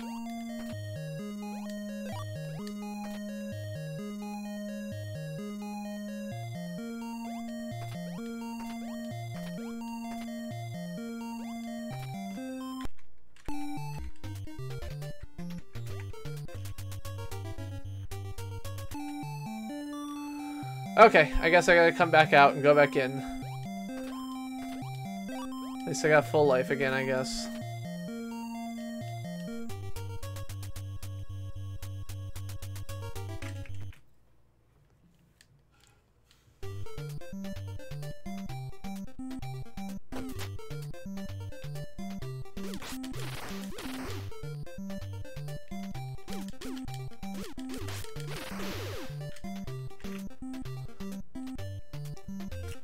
But yeah, so I could bring the same types of content that I do on live stream here to a different audience, to a different medium, and see how well it played. One of the things that's interesting to me is that I guess a lot of these shows actually get viewers, which is not something I really would have expected from public access TV. But you know, that's a thing. Frankly, I could go on CCTV and talk about all the ways in which CCTV is letting me down. I learned this week that, you know, CCTV actually has a full like episode archive archive that they host on Google Drive, but they don't actually routinely upload those episodes to a platform like YouTube or Vimeo, and that's really, oh shit. How, well, that's just shitty. So there are ghosts in this room, but I can't see them? Which sucks. And I think there's a magic spell you can get which will let you see them, like torches or something, I don't know. But I obviously don't have it.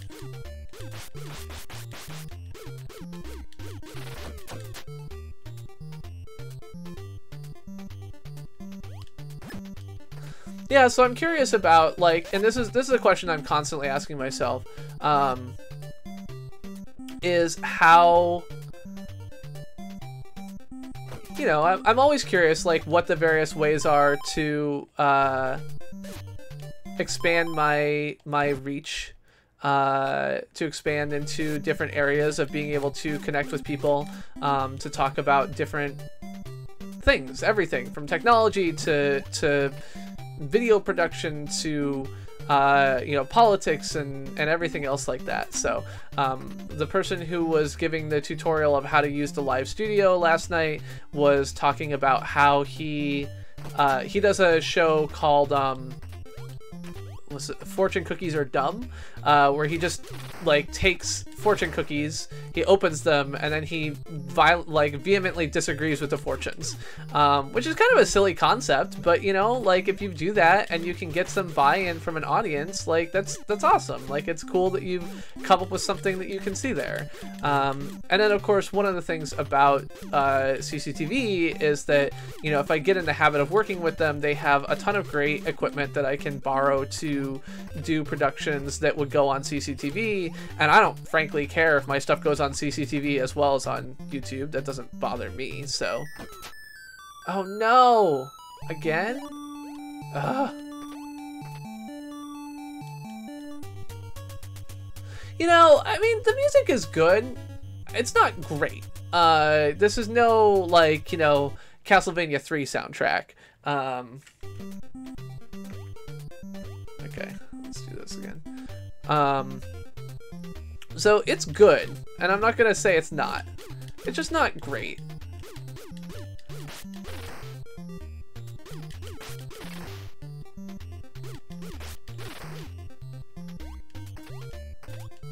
Actually, let's just go the other way.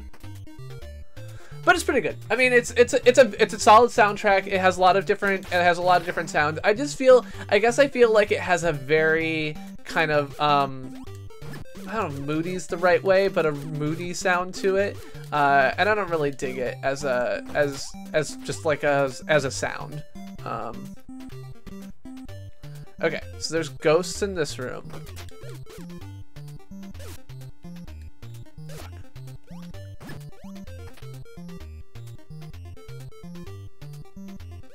Okay, so there's only ghosts in this room at the very top, I think.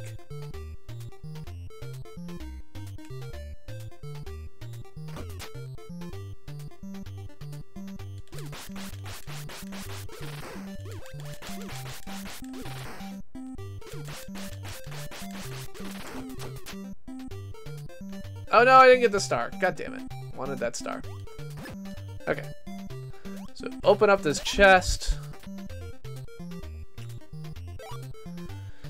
So yeah, I've considered doing like a monthly or weekly or something show about you know, the struggles of broadband here in Cambridge, what types of people are affected by the lack of access to broadband, how the city should be doing more, you know, talk about the latest in the news of municipal broadband. You know, there's like 75 towns across the country at this point which have gone with municipal broadband plans and have been able to, you know, execute on those and and build out networks for their residents.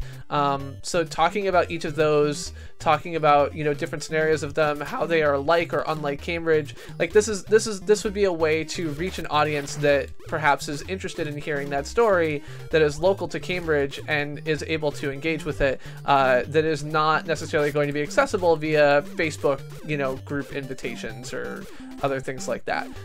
One of the biggest struggles of trying to connect to an audience that doesn't have access to the internet is that they don't have access to the internet, which means all of the tools for getting access to that population via the internet are obviously not going to work.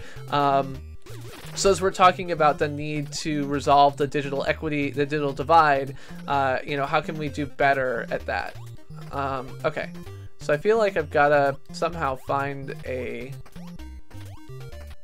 way to get out of here that goes up or to the side. There we go.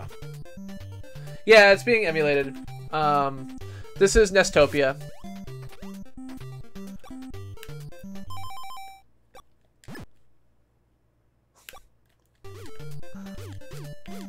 Generally speaking, I have found Nestopia to be a very solid emulator that emulates pretty much everything pretty well, and I have limited problems with it, so that would be my recommendation.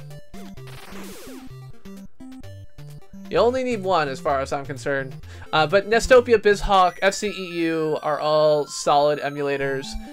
Each of them will be able to emulate most things. BizHawk and FCEU have a couple of things about them that make them more appealing for some stuff. ZSNES, I use...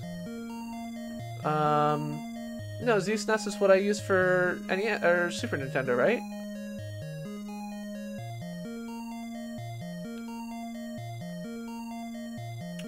But yeah, Nestopia, BizHawk, FCEU, X, all those are good.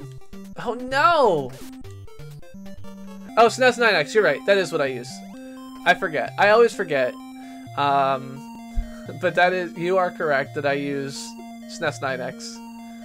I literally just like type Super Nintendo into my like little address bar thing and Windows is like, here you go. It's like, okay, good. Never remember what it is. Yeah. So one thing that I like, BeastNES is the other one that I was thinking of. So BeastNES is the one that's like going for like a super, like, I don't know, realistic isn't the right word, but like a super strict interpretation and implementation of emulation. As a result, it's like hugely processor intensive, but is attempting to go to the point where it emulates, you know, the processor bug for bug. Oh god, what the fuck? Okay, so I don't want to go...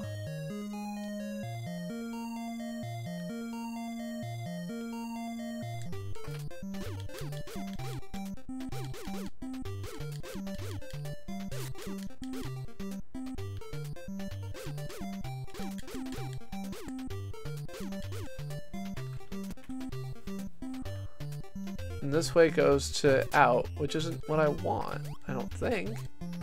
Maybe it is. Nope, it is not.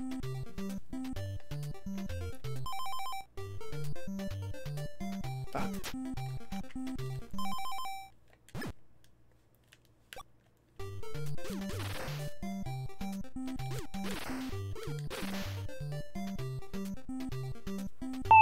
Oh my god, I am so sorry. Thank you very much, Sako, for subscribing, and I apologize to everyone for how ridiculously loud that was. Yeah, I mean, that's the biggest reason that I emulate Sako, is just because, like, especially playing games like this, where if I played it without save states, like, I'd be here for a long time. It's a great way to be able to get through more gameplay, which I think is great. Yeah, I guess it wasn't a lot louder than my, like, speaking / shouting voice, but it was louder than I was expecting. What am I missing? Something.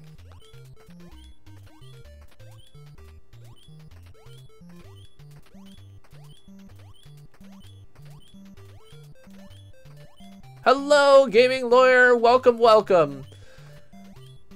So, gaming lawyer, if I do a monthly episode of CPG where instead of live streaming, I instead take the evening off of live streaming, and instead I do a 30-minute weekly cable broadcast, or not, like monthly cable broadcast show. You okay with that? You think you can live without me for one night a month, and instead you get 30 minutes of me live on air? Gaming lawyer is a real lawyer, but not a real lawyer who lawyers about video games.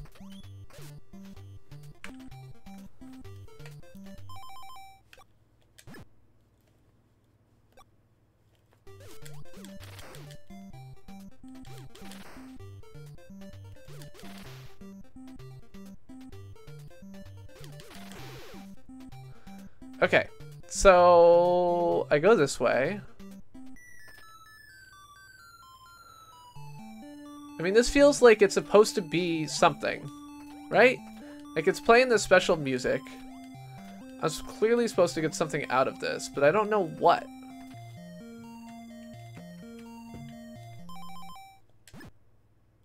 That did nothing.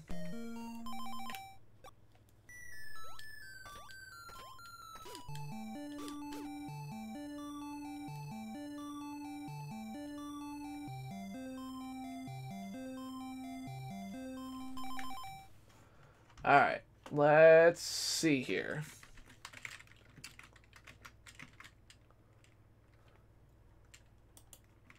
I was supposed to do something.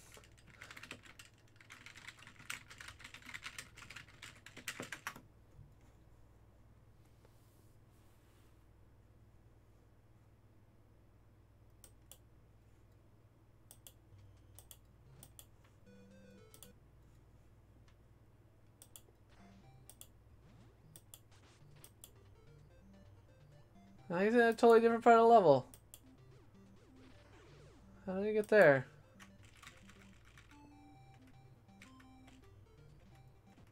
Aha! Got it. Yes, it is a yo-yo.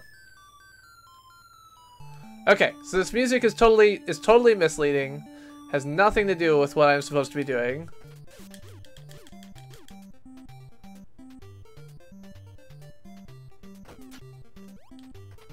What does matter here is what this slug is guarding. Get out of here, slug. No! Push the wrong button.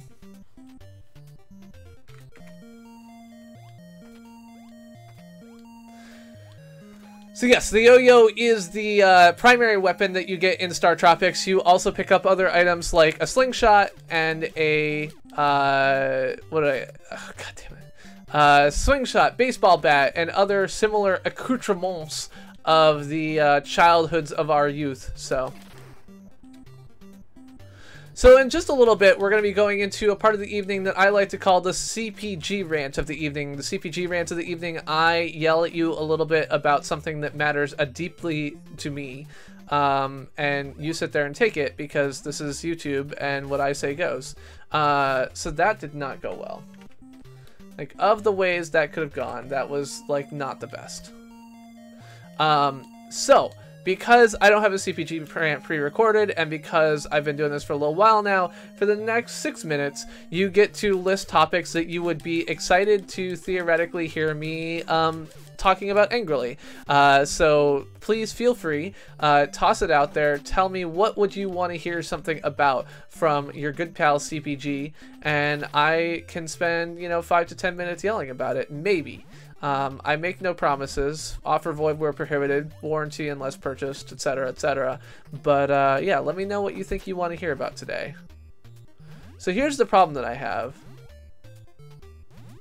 Oh, okay. I see it. Fuck, you ghosts! I was like, how do I get back out? But then I saw the shadow. So the trick for those, like, invisible passages is you gotta, like, dig the shadows out of them. Shit. Alright, political correlation of video games to violence. That's one topic we should talk about. If you've got other topics, throw them out there. Let me know what you want to hear about. There we go. Nicely done. Just come over here, toss a save state.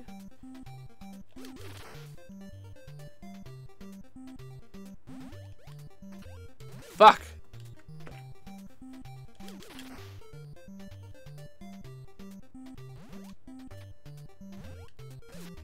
Oh, come on. It's like just a little bit there.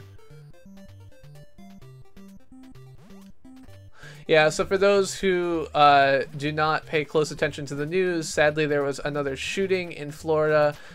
In this case, it was at a Madden tournament by a player who I guess had been in the tournament and then lost, and then decided that the right thing to do was to shoot up the place. Really terrible. But of course, as with all things, blame on video games is a real thing. I don't think that I can rant fully about that soy bomb. I feel like that would have to be a soy bomb rant. I have never seen said cartoon, and it sounds extremely strange.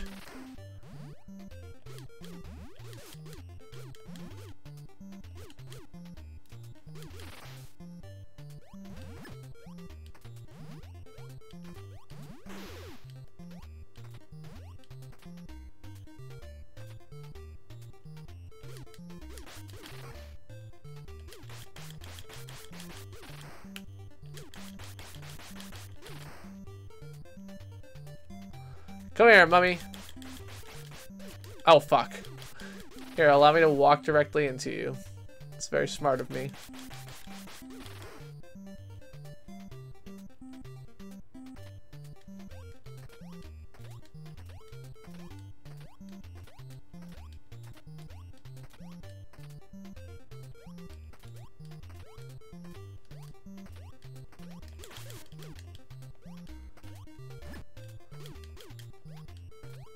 Hey, I have a light now.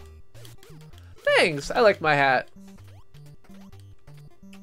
Alright, so we will finish probably this room and maybe one more, and then do our CPG rant of the evening. May it be a light for you when all other lights go out.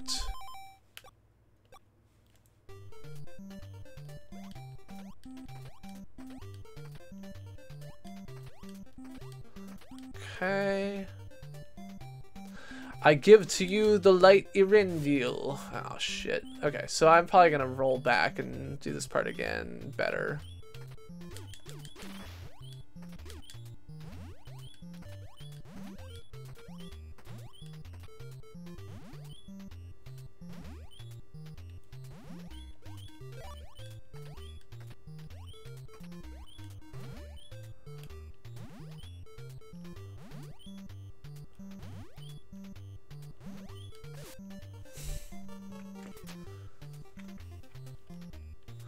Alright, so now we're back here. Yeah, so you got 2 more minutes. Get your CPG rant topics in. Now is the time. Let me know what you want to hear about. That's a good one. I don't think I've talked about the... Well, I guess we talked a little bit about the Emu Paradise shutdown, but not in the form of CPG rant, which feels like a valuable form.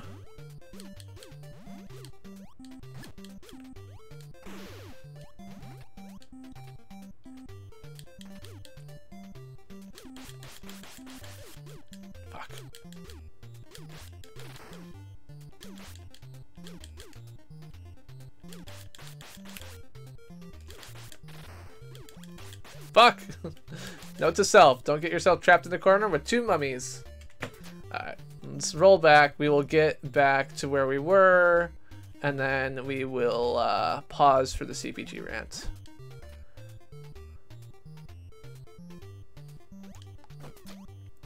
But yeah, so that's one of the things that I've considered doing, is just thinking about how could I take CPG rants and turn them into something that is meaningful or interesting to a local audience. Is that something that other people are interested in? It is one of the things that I feel like has generally worked better about my channel than a lot of other things.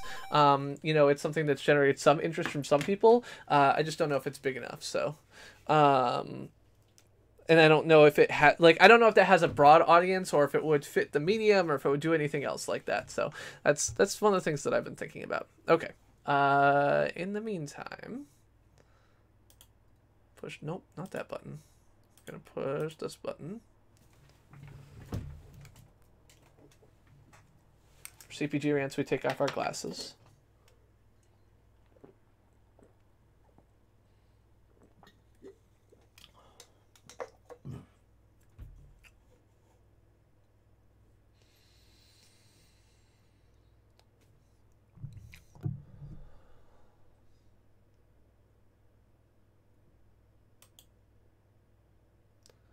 The never-ending extension of copyright has left us in a terrible situation with regard to preserving the artifacts of our childhood and youth in a way that we can engage, in a way that was not ever predicted by the laws of copyright, in a way that makes no goddamn sense, and is solely the result of a small number of copyright holders wanting to maintain exclusive control of properties and IP that do not deserve it. I'm the Chris who plays games, and this is your CPG rant of the evening. As I look around the software space, one of the biggest things, one of the biggest flaws is how much of our history we are absolutely losing every day. Little pieces of software that go away and can never be recovered again. Some of them because of, you know, hardware failure or lost things, evolutions of systems that they ran on to no longer exist, emulation that can't emulate bug for bug, the systems that are out there, and everything else that is related that causes us to lose these software artifacts and our ability to enjoy them. But the reality is that much bigger than any of that, much bigger than anything at all, as our loss of software history, is copyright law and its abuse and misuse by large-scale copyright holders who simply want to maintain control. The idea behind copyright was not to allow people perpetual licenses to make money off of works of individuals for years and years after their death. It is absolutely senseless to do that. The goal of copyright was to promote the creation of more artistic material. The goal of copyright was to cause people to create more because they knew they could exploit it without it being copied by someone else. The idea that you wouldn't write a book because someone could just copy the book and make all of your money is something that people were afraid of. And now what we have instead is that people are able to do that, but only in a limited way and only with specific types of content that isn't attacked by IP holders. So copyright serves neither purpose in many cases. It does not protect people who are creating works and their ability to maintain some kind of commercial success out of it, but at the same time, it allows for large-scale copyright holders to attack and tear down these works. And software is more vulnerable to this than most because the systems that run software are so inherently tied to the actual artistic expression itself. It's really useless to take a Nintendo game without a Nintendo. But if you have a book, that book will be readable even if the system that it was printed on has been long dead. Even if the printing press that it was made with is no longer the modern and state-of-the-art, it is absolutely the case that you will still be able to read that book. But that doesn't hold with software. That doesn't hold with these ways of consuming media that require an interpretation. And so one of the things that we depend on is emulators. One of the things we depend on is, you know, ROMs and all these other things. And one of the things that is true about that is that the vast majority of software that is created is something that no one will ever care about after its initial period of commercial exploitation. Even popular games like Startropics, even games like, you know, all types of things that have a lot of commercial theoretical viability just don't have the audience behind them to make them worthwhile for modern IP holders to go back and revive those properties in games that are more modern. And when that's the case, these IPs just vanish. They just disappear from the face of the earth. You know, Streets of Rage is coming back and you know, soon after a hiatus of 24 years. For 24 years, there hasn't been a Streets of Rage. And to say, like, oh, Streets of Rage being played on the SNES is going to take away from the experience of all these other games, that's bullshit! But the reality is that these copyright holders are not attempting to provide for the common welfare. They're not attempting to provide or promote the idea that they would make money off of something. No, they're not using copyright as the way it was initially intended. They're using it the way that it has been interpreted by copyright maximalists for the past 70 years, thanks to fucking Mickey Mouse. That the intent is instead that they should be able to commercially exploit and protect a property from use by anyone else in a way that they don't like for decades and decades after the death of whoever created it is ridiculous. And it's hugely harmful to our entire culture that this is the case, that this is the default interpretation that is out there. It is a terrifying and annoying fact that we lose access to these artifacts of culture because everyone is afraid to make a copy and share it because someone is going to come down on them hard. Recently, we saw Emu Paradise, the website that collects ROMs and has collected many different ROMs from many different systems and provides them over the internet, shut down its download links. And they basically said, we just see where the writing on the wall is. We're not going to be able to do this anymore. And it is likely that this is the result of Nintendo absolutely being copyright maximalists. Nintendo doesn't have the idea of fair use. Nintendo has had pages on their corporate website talking about how ROMs and emulators are illegal and wrong. And the reality is that, there's a lot of ways in which their legal argument is also specious, but it's not even relevant. The legal argument being specious is irrelevant because in reality the problem here is not a legal one because copyright maximalism has been protected by the legal aspects for far too long, but is instead a cultural one that we need to change. We need to change the idea that it is okay and reasonable to expect companies and estates and other things like that to live off the work of copyright forever. It is bullshit. We should be shortening the length of copyright. We should be shortening it as we see us move into a world of remix culture where mixing together things from different sources is absolutely part of the culture that people are living in, where pulling things in from different sources has been lauded in many cases, where we have been able to see so many new creations as a result, but only by people protected by and from the major copyright holders. If you try and do something without their protection, they'll not sue you into oblivion, mostly they'll just send you a cease and desist, but you don't have the ability to do that, and it cuts back so much innovation, and it cuts back so much creativity, and it cuts back so many of these other things, while protecting works that frankly don't need protection. Because realistically, who the fuck cares if I can go download Startropics off the internet and play it? It's not like I can buy it. It's not like you're taking money away from someone else. All you're doing is limiting access to the social and cultural artifacts that we have for no good goddamn reason. And it's so frustrating. It's so frustrating that these large copyright holders who have these very narrow reads on what is good are just doing this, are destroying our access to the culture, are destroying our access to remix, are taking down well done things in order to put up their own shittily done thing instead. And it's great. It's great that the Sonic Mania game that came out recently was created by someone who had created a fan game and was able to then turn that into a full-fledged production with the help of Sega, as far as I understand it. And I think that's great, and I think we should encourage that. But the reality is that there should be 100 different levels of new original Sonic inspired levels out there all the time. And a big part of the reason why they're not is because people are afraid. They're afraid to create something using someone else's IP because these copyright maximalist assholes have taught them to be. They have ruined the idea that remix culture and creation of new things is acceptable. They have gone through and they have made people scared to share their things. They have made it more technically difficult. They have made it more socially difficult, and they have made it simply unacceptable in the broader community. And so it resorts to a niche market that cannot do these things and cannot, even for free, offer these things in a reasonable way for most people to play.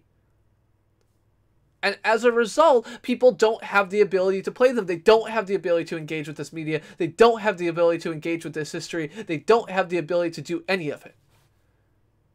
I remember when my daughters were like 12 and 9 or something along those lines. At one point we had our Wii, and my wife was playing the original Legend of Zelda on the Wii, and they asked me, who is that green guy?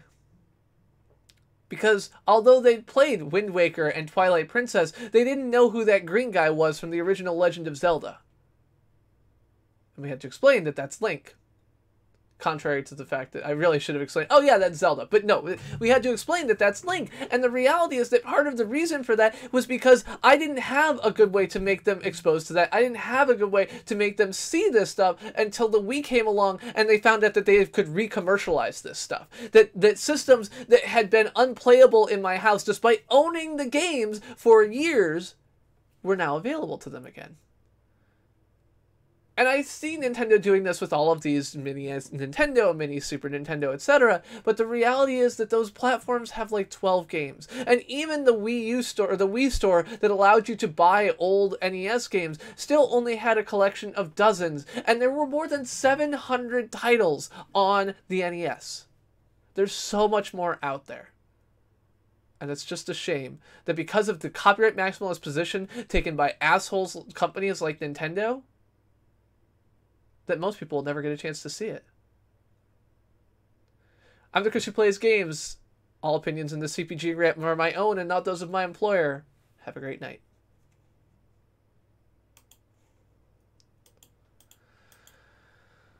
All right. I need to eat a granola bar. So Sako, hopefully that provided something a little bit in the vein of what you were thinking. In the meantime, while I eat this granola bar, for those of you who have not seen my documentary from last week, I'm going to play it because I really am proud of it. It makes me pretty happy. Just 1 second. Alright, how do I do that? I'm going to do this. Why are you... what?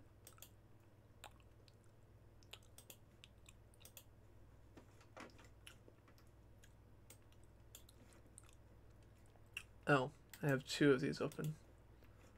There you go.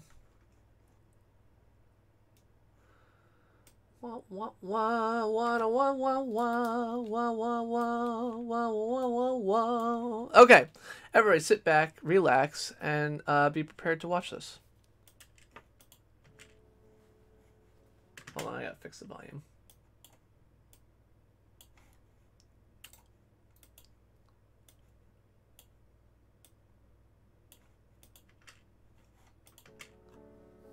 I feel like there's nothing like live performance for enabling connection with community, connection among ourselves. Because we're always trying to engage folks in the community to talk about what's happening in the community that relates to the stories on our stage. What I love is when theater can be intimate and you feel like the folks in the room are really impacting what's happening on stage, and what's happening on stage is impacting the folks who are in the audience. If there's a real exchange between them, maybe there's interaction among them. I feel like the theater can be a safe space for dangerous conversations. And that's something I think we really need right now.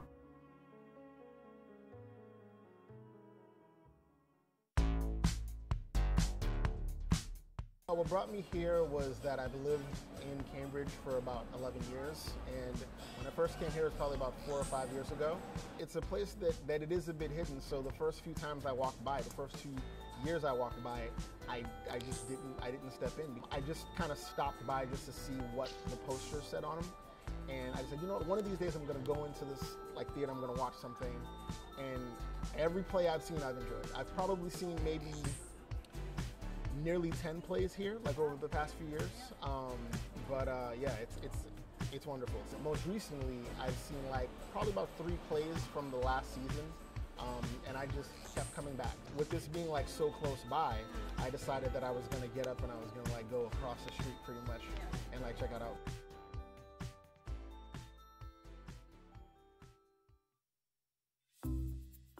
We really hope that as we continue to grow and develop, that Central Square Theater can feel like an artistic home. I think in another 10 years, we would like to be celebrating at our 20th by knowing that we are putting on stage work that reflects the best of how our communities have grown and developed. We really also want to communicate to people that the work here is of the highest professional standards. I think that sometimes when you think about a theater being your local theater, oh, it's right down the street, it's in Central Square. We really want people to know that if they come here, they're going to be seeing top-notch professional theater.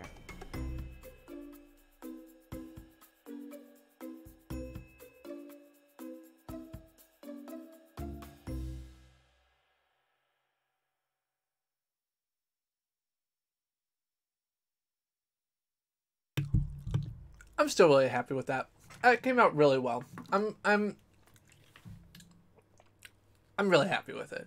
I know it's a little bit silly, and you're all just gonna be like, "Oh yeah, Chris, blah blah blah," but like, you know, I put a lot of effort into it, and tried to pull the whole thing together, and I'm really just happy with how it came out. So, yep, I made that. Yeah, that was my. I mean, so I made that with a class. So that was my documentary filmmaking class that I made at CCTV here in Cambridge. Some of the stuff there that I did. What did I do here? Do this. And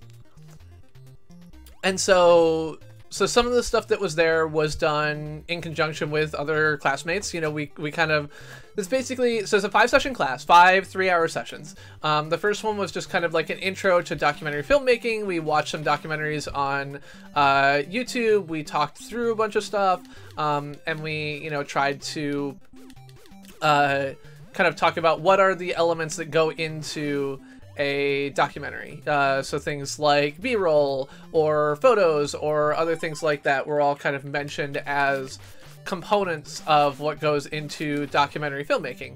So we talked about that, and then we God damn it.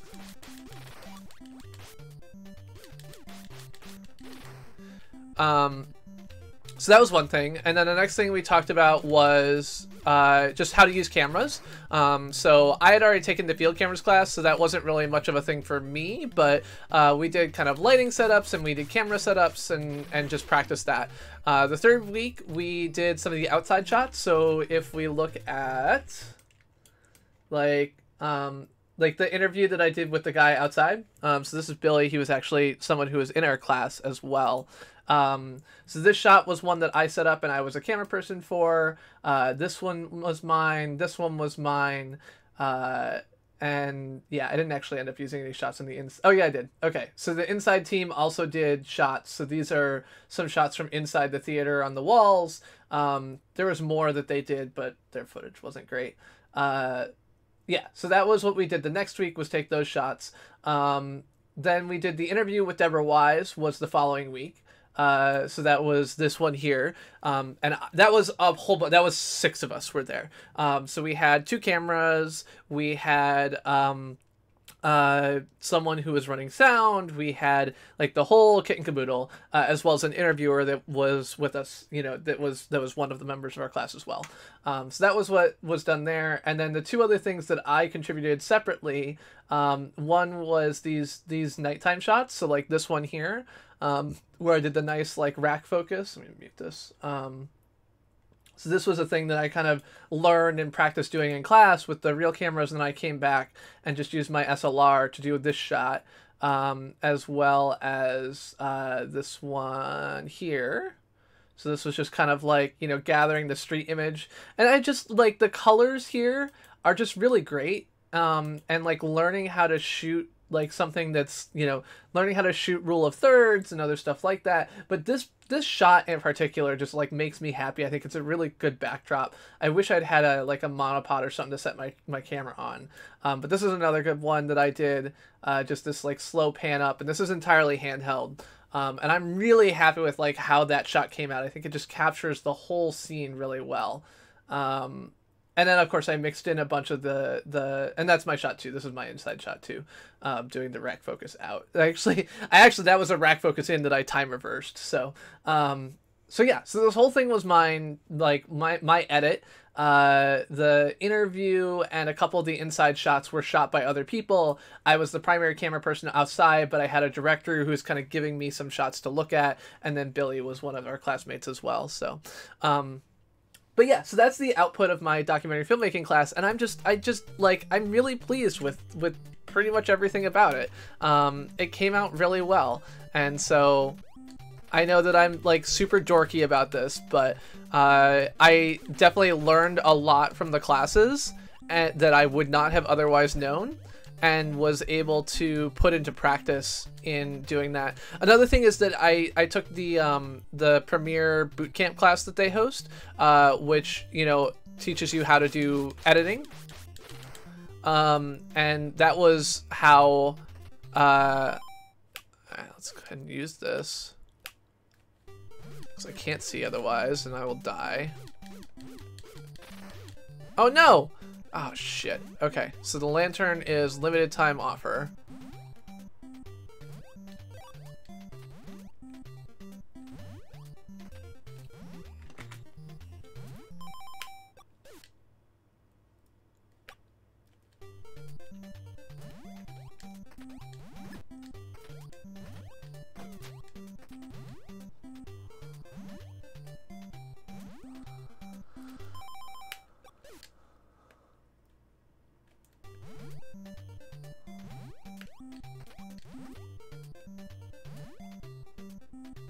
Shoot.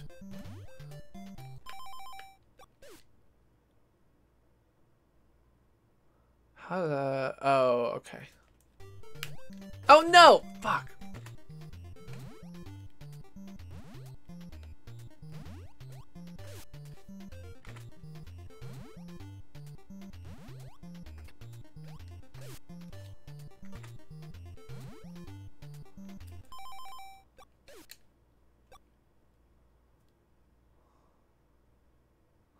Okay, down, down, right, up, up,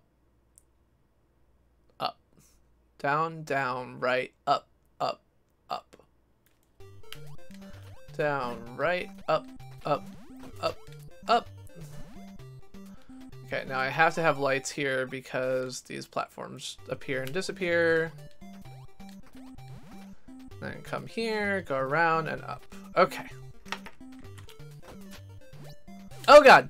Okay, well, don't do that.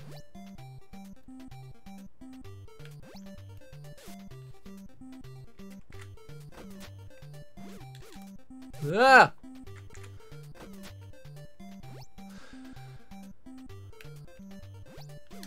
So yeah, so some of that was shooting in class, some of it was shooting on my own, some of it was edit, like a lot of the editing was on my own. I actually produced a much longer cut that my teacher had me edit down. I still am a little bit meh on that. I think he was probably right, but a lot of it comes down to audience, and I'm still feeling a little bit miffed about that, because we had kind of talked about like what our approach should be to what we were going to do, and we kind of said like a history of the theater, kind of like, you know, how did it get started, like how did it come to be where it is, how did it come to be everything else like that, and I had like done all of that, and he basically said, yeah, it's boring. And I was like, but that was what we agreed we were gonna do. Like, I did all of this editing around this concept that we said was gonna be the concept we were gonna do. What do you mean it's boring? Like, you can't just do that to me. But he did just do that to me.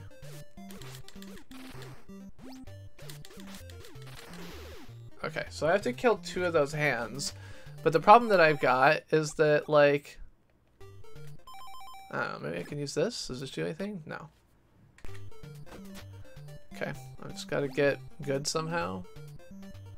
Is it gonna appear over here, maybe? Nope. Oh, I can hop over those. Hop, hop, okay.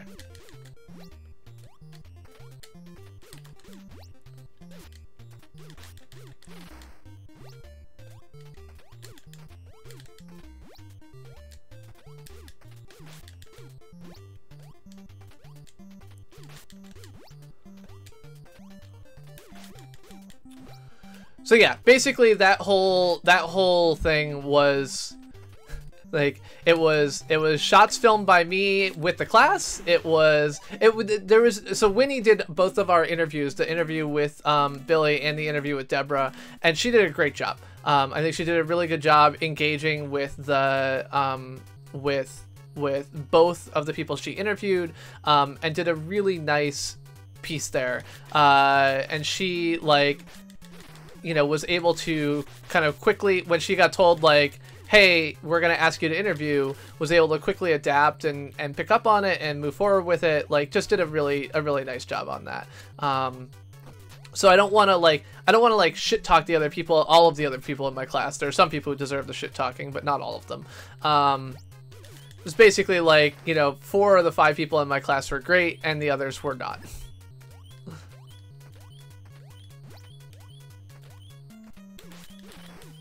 Let's get out of here.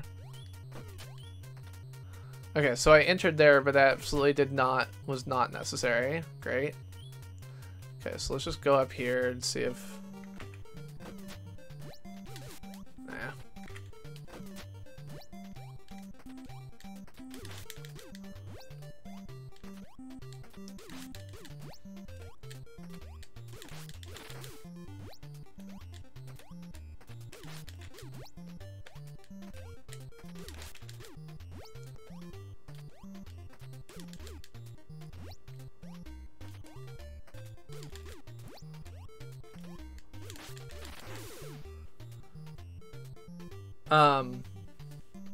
Yeah, so that was like, I learned a whole bunch of different techniques. I'm very happy about it.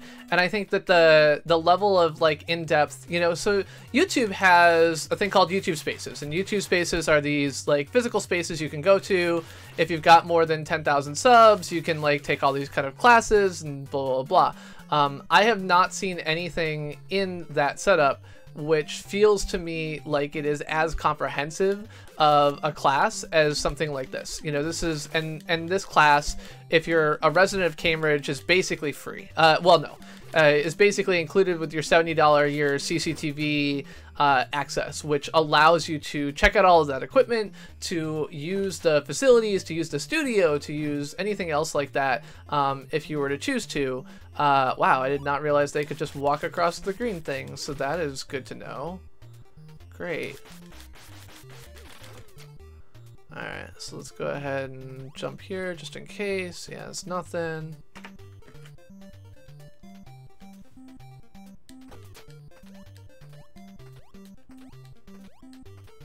So I feel weird because I haven't found like a weapon in this stage. I don't know if I'm supposed to.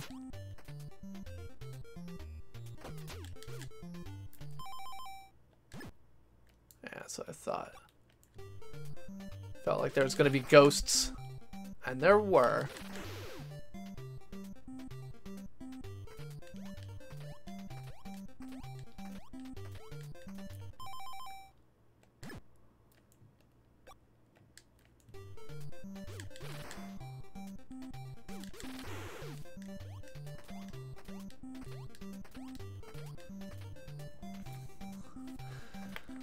But yeah, so this is one of the things that I want to do, is produce more documentary content in a similar style to that for Upgrade Cambridge. So this is about Central Square Theater, but people talking about, you know, their practical limitations of getting access to the internet. Feels like it could be a compelling thing in much the same way. Okay, what?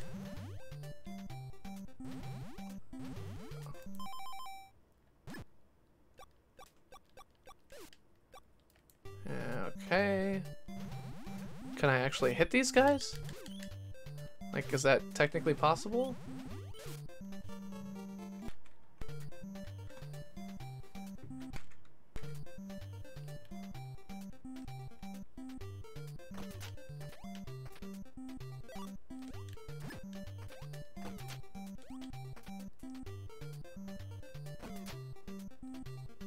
So where does this go?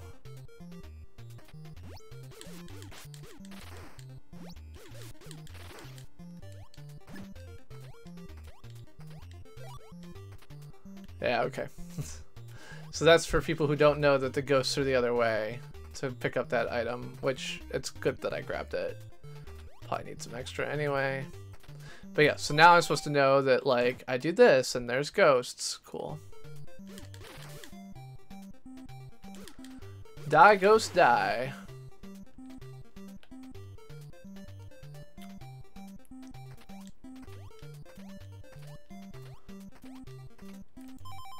One thing that I do want to do is, so I have this, I have the, what is it?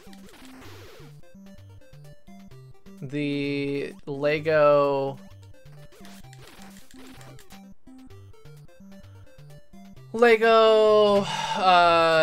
lunar, like the lunar, the Lego Saturn V. Yeah, so they aren't taking damage. What am I missing?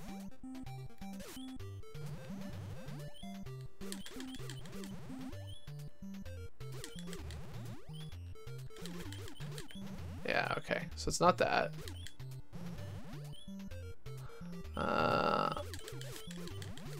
Yeah, okay. So I feel very confident at this point that these guys are not taking damage from my yo-yo, which is good.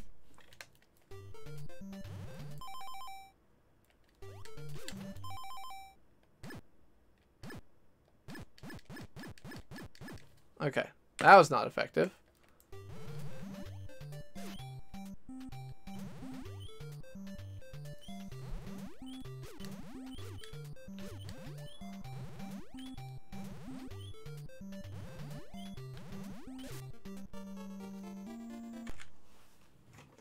Just one moment.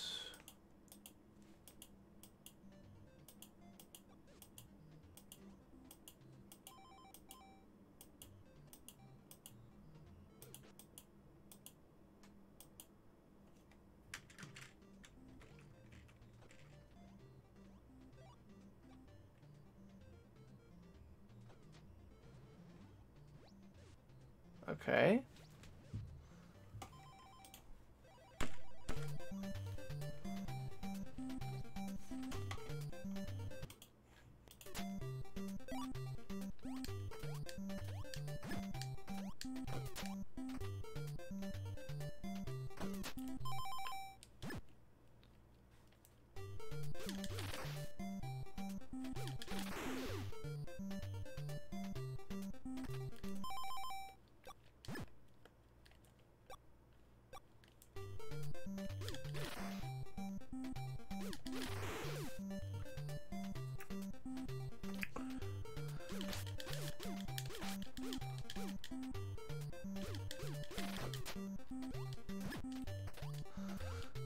Great, so you have to pick up an item that requires you to step on an invisible thing. If you don't, then it just doesn't work. What a shitty design thing. Shitty. Oh shit.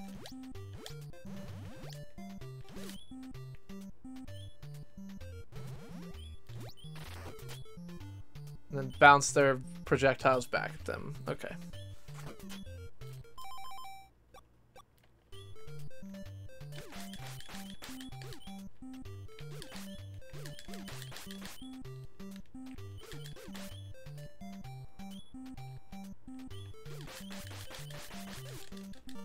Damn it. Okay, so let's try this. We grab these, we open this, we hop over here, hop on pop, up to the ghosts.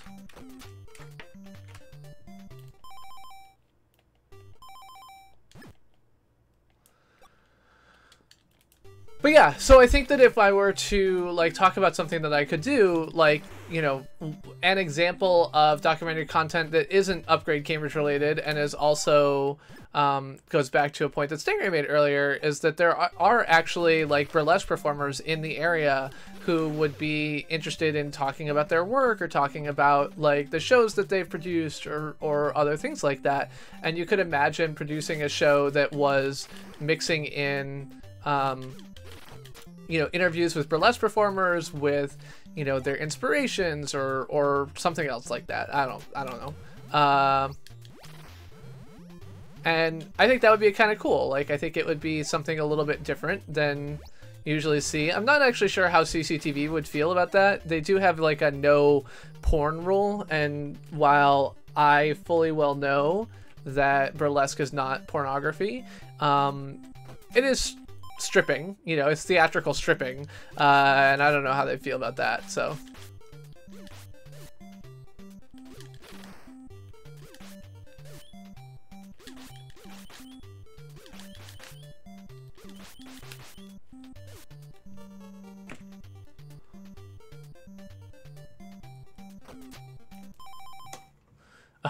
I'm using the, I had the Startropics, like, tutorial in the background, and shit.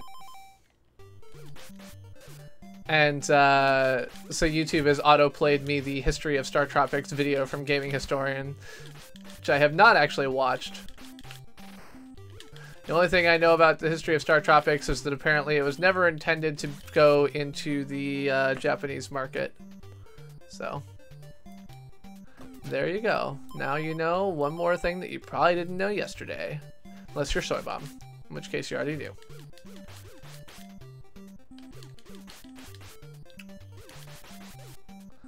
I am going to double check that. Okay. So chat is just very quiet. That's fine. I don't have a problem with that. I'm just double checking because last time I had nobody talking in my chat for 20 minutes. It turns out that my chat had been broken for 20 minutes. So now I'm good. By the way, tonight's super chat charity is Doctors Without Borders, Médecins Sans Frontières, if you prefer the French. It is a charity that works to resolve access or help improve healthcare outcomes for people around the world affected by violence, famine, war, disease, etc. And generally is considered to do a pretty good job. So any super chat donations tonight go directly to Doctors Without Borders. Shit!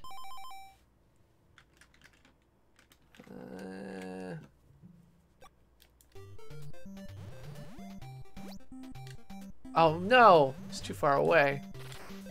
Okay. Fuck. It doesn't stay up as long as I hold my B button like I thought it did.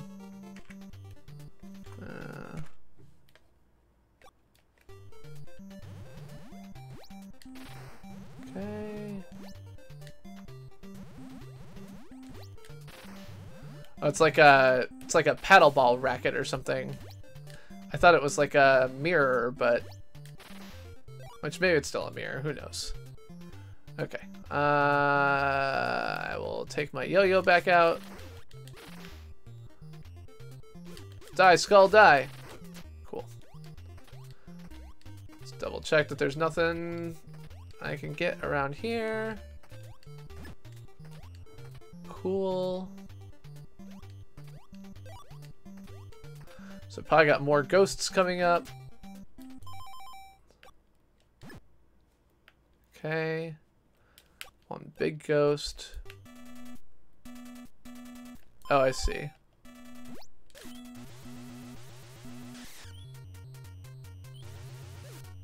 Oh.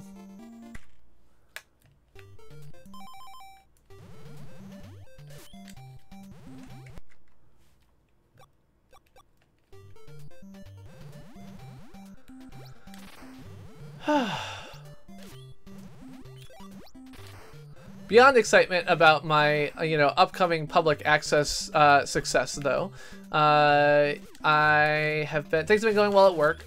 I'm taking on a little bit more responsibility. A friend or a coworker is going out on medical leave for like 3 weeks, so I've been trying to figure out all of the things that she does just like as a matter of course and make sure that they've got somebody to do them.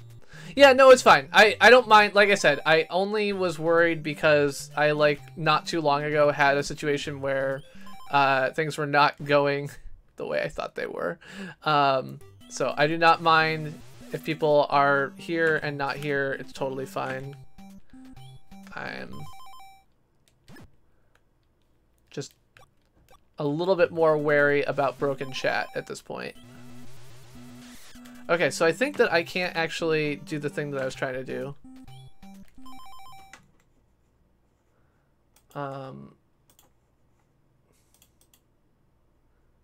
So giant ghost.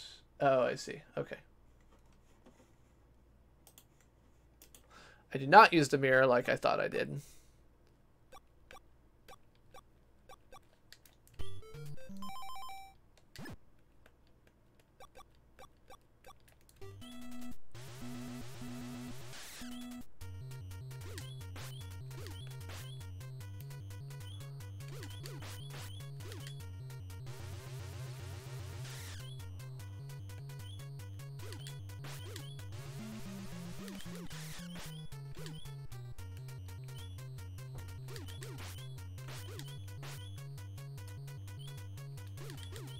Ah!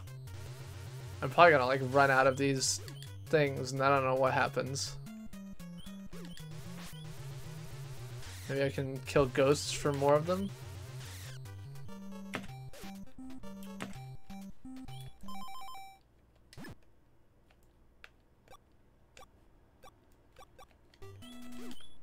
Ah.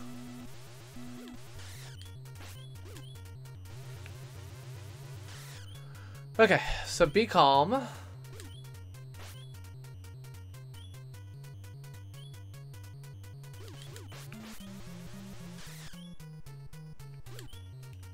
Oh god. Yeah, so the movement controls in this are not very fluid.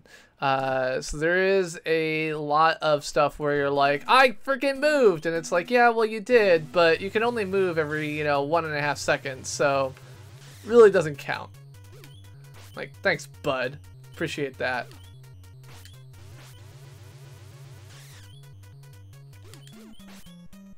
Fuck, fuck, fuck, fuck. There we go.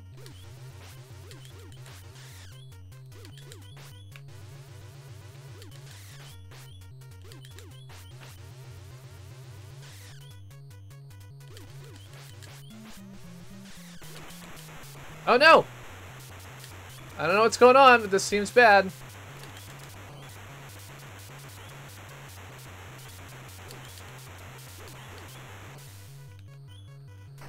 Okay.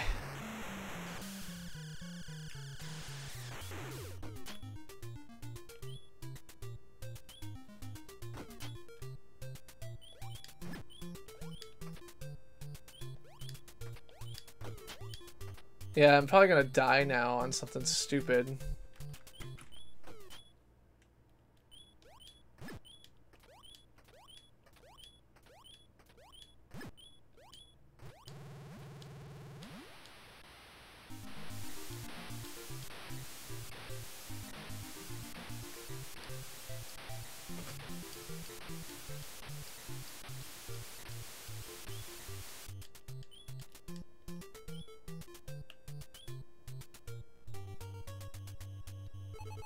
Wow, I've done it.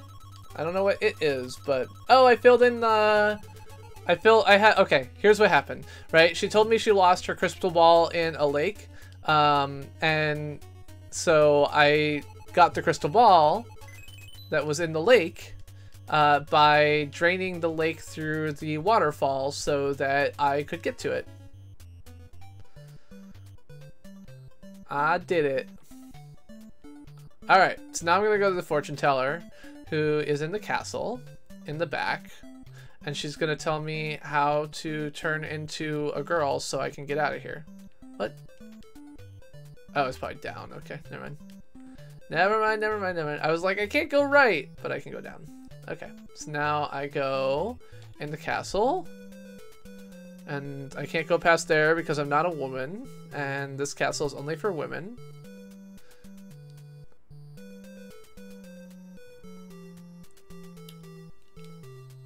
Ba ba ba ba bum.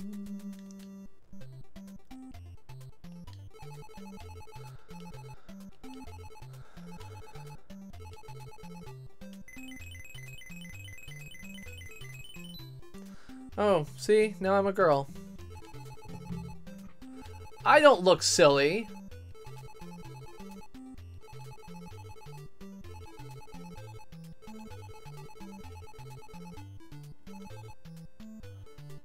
Okay, so, but here's the thing. I don't want to enter right now. Because, like, I don't have full life and I want full life. You're a warrior. Great. We're busy training. Don't disturb us. Okay. Who can heal me? That's what I want to know. I did, supermodel. Yes.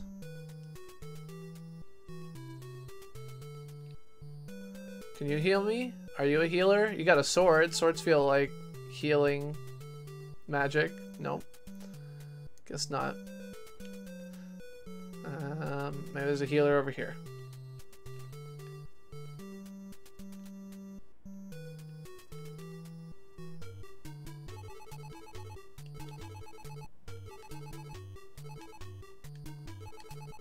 Michelle. Michelle is my name.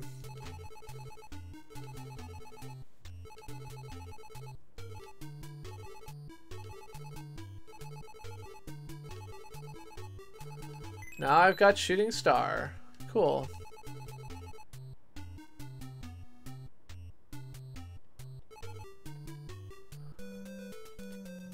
I have 7 hearts, so...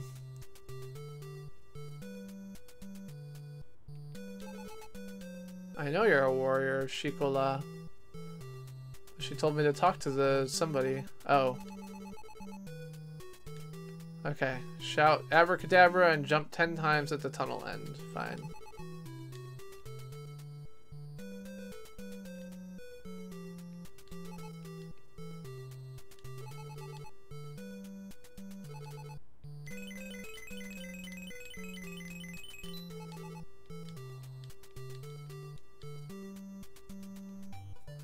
Rants are always at 11 o'clock. 11 o'clock. So, that's something you can keep in mind if you want. Alright, let's hope that I can say abracadabra and something something.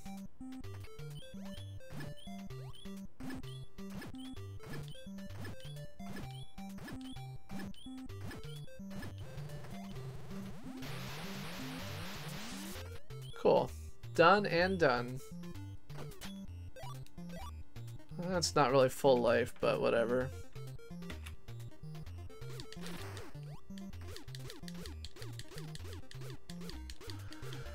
Well, I'm pretty sure that you can do the time zone math. It's currently 11:46, so I think it's probably 8 o'clock for you if I remember your time zone right. It's 8:46 now, then rants start at 8 p.m.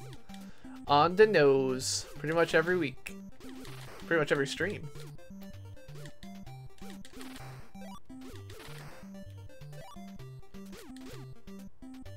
Okay, cool. So now I get this. Look, look, I have full life. Oh, thank goodness. Also, I've got a mace that shoots things, so...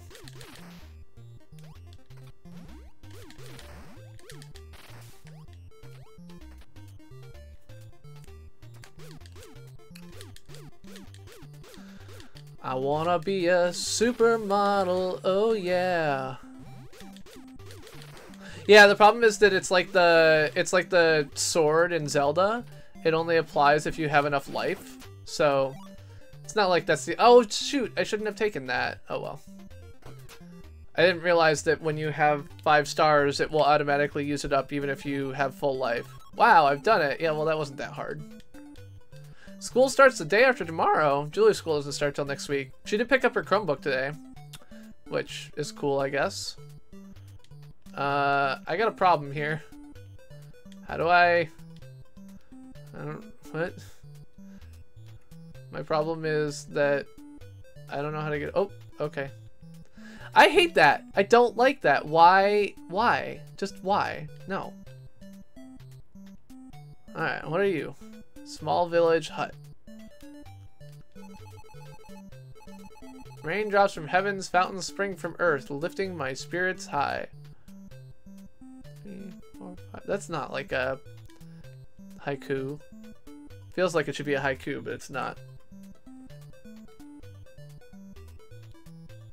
Yeah, it doesn't. That doesn't feel very useful. I would have liked to have something more useful.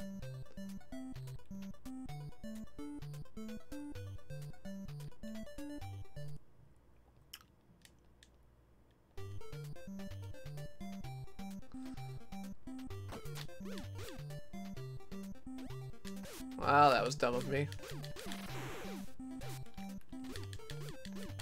Back to Yo-Yo. Just need one more star and I'll be back to shooting star.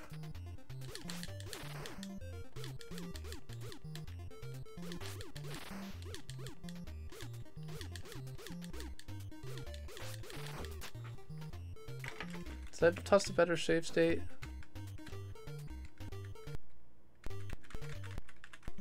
Nope. Okay.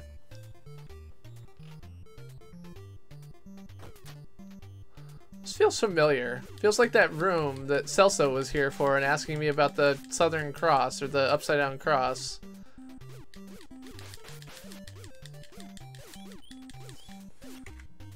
Fuck, that's nice. Bone turkeys suck.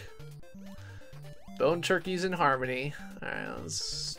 No, I can't jump to those, can I? Alright, fine. Let's kill the bone turkeys. Bring it on, bone turkeys. You better drop a goddamn star, though.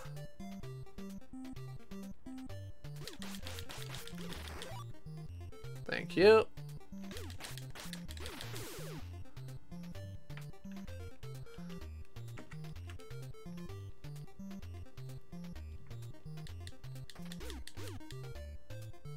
Huh.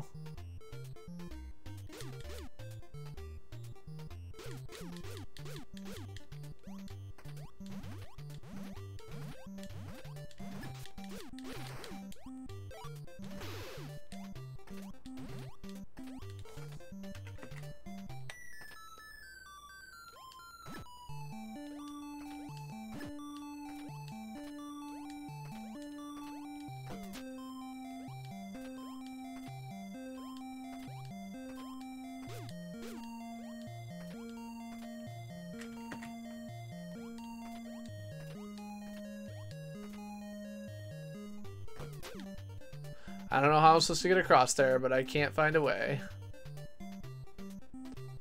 You know what? There's gotta be a way. What am I missing? I don't have any magic, right?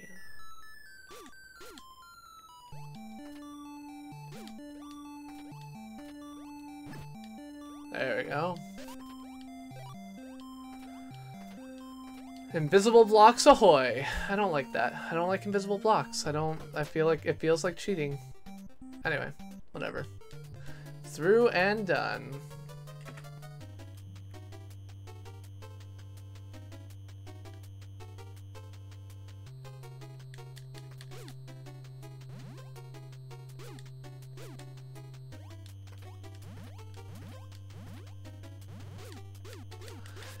The rule number 4 is not the game should always cheat, it's that CPG should always cheat.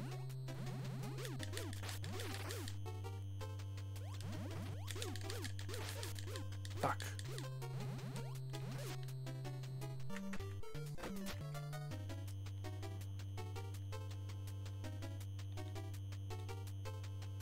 Hello, Andre. Not bad. I've been talking excitedly about the various video production classes I've been taking at my local community access station all night. We screened through my documentary video again for those of you who missed it on Friday. I did a CPG rant on the annoyance of the destruction of our mutual software heritage as a result of copyright maximalist holders.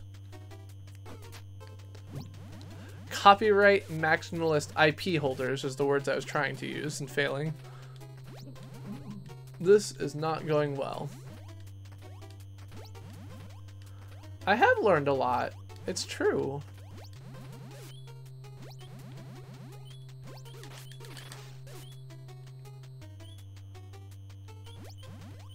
So am I supposed to kill the sea monster?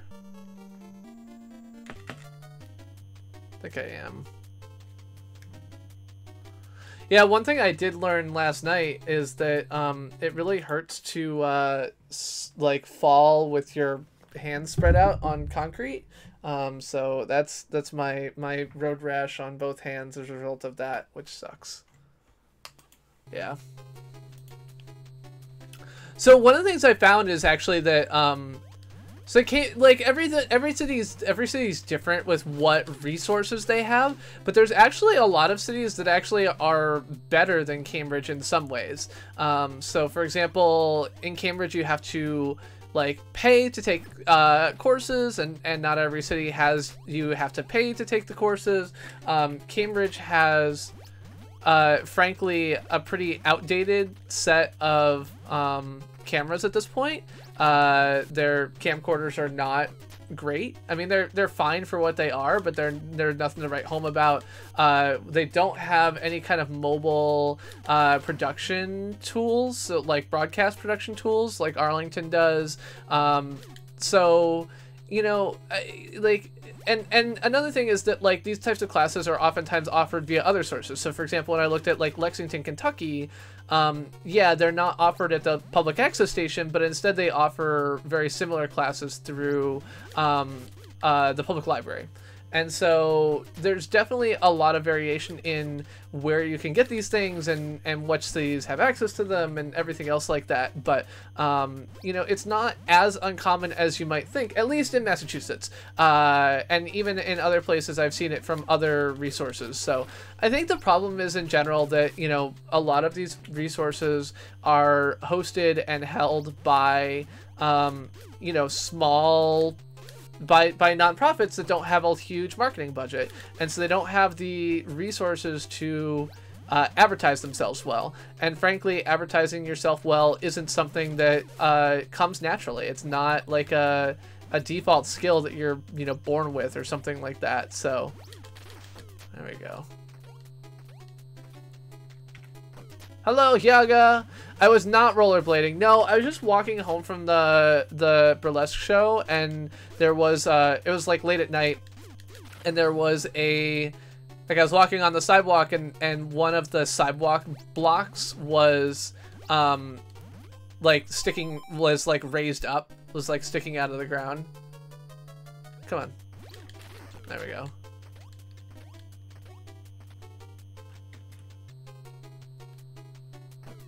Oh no! Oh shit, sorry. Sorry.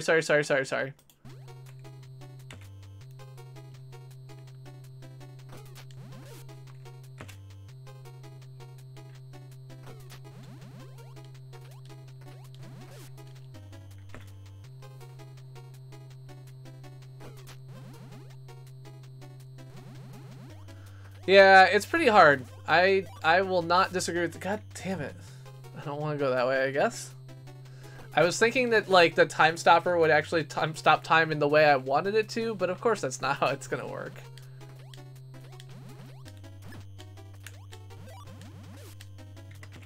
Okay.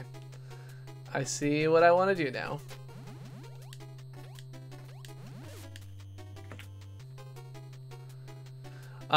It's definitely the case that without save states, this game would take me a lot longer. Can I do that? Yes. Haha! Success! Oh no! Okay. Can't throw things while standing on sinking bricks. Do do do do do.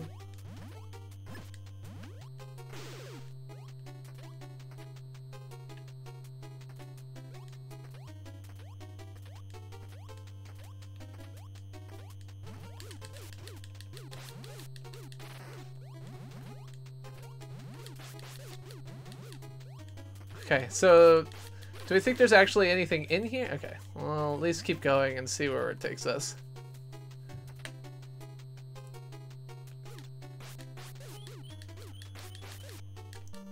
But yeah, one thing that's interesting to me is that, like, you know, so for me, obviously I've been doing live broadcasting for several years here on YouTube, and the live broadcast studio at CCTV, so they have two studios they could do live broadcast from. One's their like the 3-camera kind of professional studio with a production room and everything else like that. The other is one that just has like a control board for you in the room that you can use. And it is interesting to me that kind of the setup for those are so much more like limited than what I do in OBS. Not that you can't do more, just that there isn't really, like, they just aren't really set up to do more.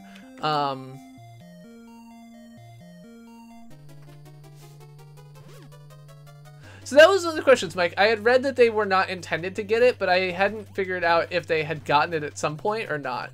So it's good to know. Alright, let's do this. Come here. No. There we go.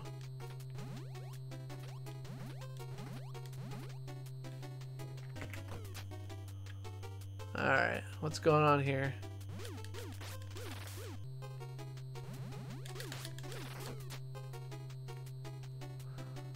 Okay. I don't know, Leif. Anyway, what's it like being Chris? Well, you constantly feel as if you are not doing well enough at anything. So that's one emotion that is part of being Chris. As long as that Chris is me. It is... You constantly feel responsible for other people's decisions and failures. Okay, I did that. Fuck.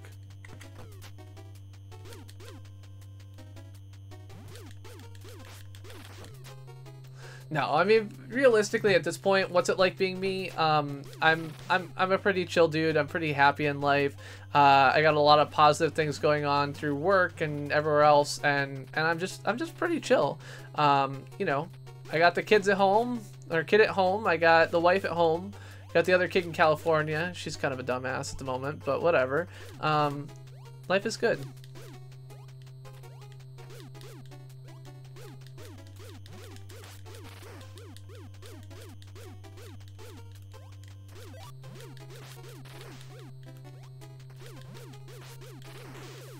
Okay, that was much easier than I had expected.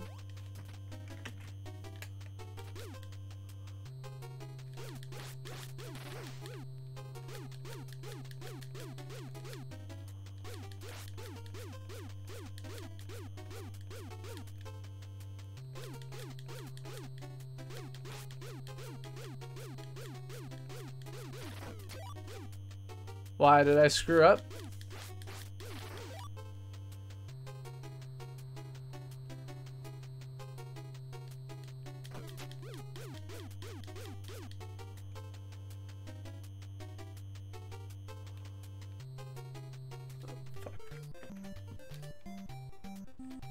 I don't know if now is too late.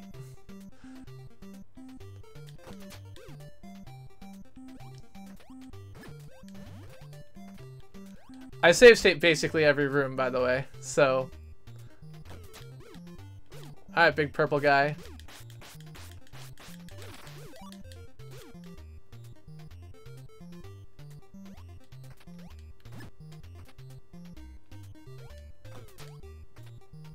I don't know if there's a particular thing that, like, I'm gonna need to go back to or what.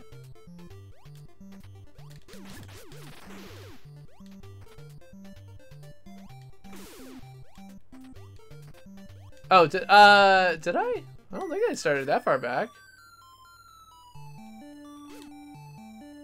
But yeah, at the moment I'm saving, like, every room, so. I don't know what I can do here. Okay, that's a thing. Yeah, Mike, that's part of the reason why I don't feel too bad about it, is that, like, while it's clear that I'm not playing it as it was originally intended to be played, I think that games, if it was converted to a modern game, it would probably behave very differently, and I don't mind that so much, so. I do tend to, like, I feel kind of icky when I am save stating, like, every, you know, hit on a boss or something like that. That feels a little bit more gross to me. Okay, what does this do? Opens that. Does this let me go through here? No. Okay, so I guess I gotta come at that room from the south.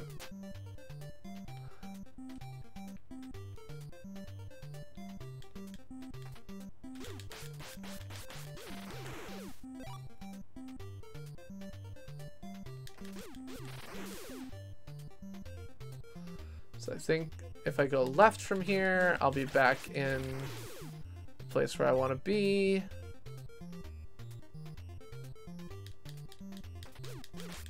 Oh, I disagree entirely. I think that, like, it is very clear that at least sometimes the sparse saves were intentional. Like, look at any game that had like a limited number of continues. Like that is entirely intentional behavior. Alright, what are you gonna do? You're just gonna let me out of here?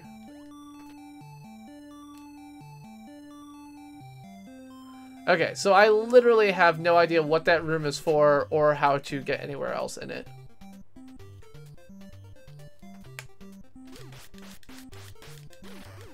Well, I think you have to keep in mind, or one thing that I keep in mind, Airbending Eagle, is that the people who release the games on the Virtual Console are definitely not doing, oh shit. So is this just like, okay, I'm in a loop, so I have to do something different. I just have a potion. Am I supposed to have other special items?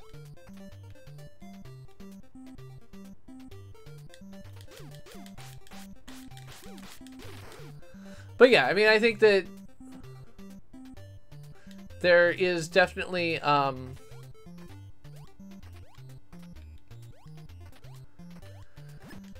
like, using save states the way I do is sometimes okay and sometimes not. I don't know where to get a ghosty thing, though.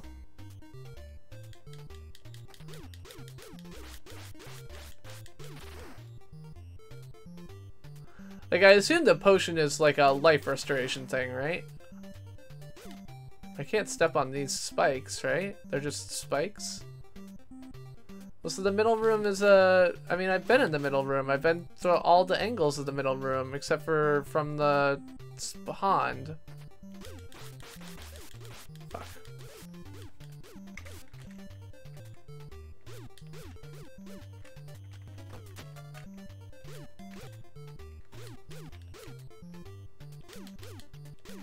Fuck.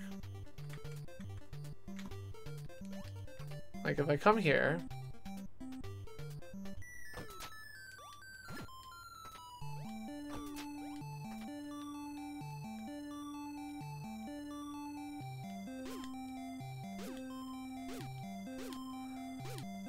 So I explored all of these things. I don't know. Is there?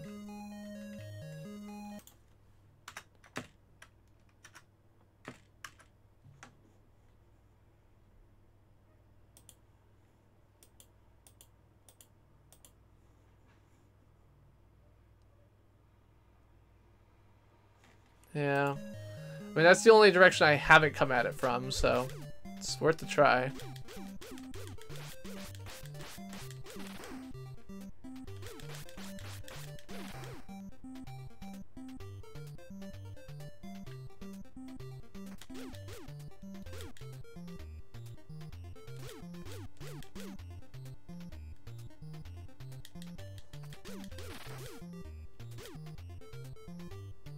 Yep.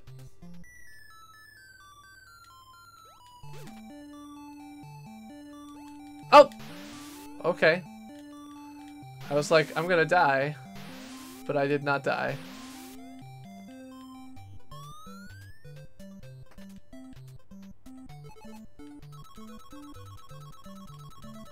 Alright, I'm at the top of the mountain. But it's but I think that that's evidence that that's not a technical limitation that they were getting around of. So the scroll of Obob. Well, thanks. Obob, Obob. Hurry and save the girl. Run, run, hurry, hurry, run, run, hurry, hurry. I mean, she's been asleep for like a year. I don't think it really matters if it takes another day.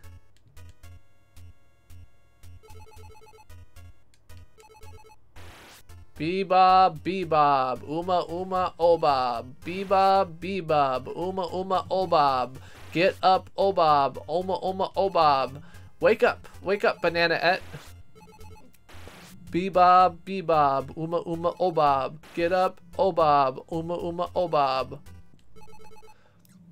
It's a miracle. Banana-et, Daddy's here. Good manning, Daddy. I sure slept well. I'm hungry. Is dessert ready? Put down that banana cream. Bye. Bananette? Oh, Mike, we'll never forget your same. Yes, you must rescue your uncle. I've ordered the repair of your ship. Let's go. Yay, Mike saves the day.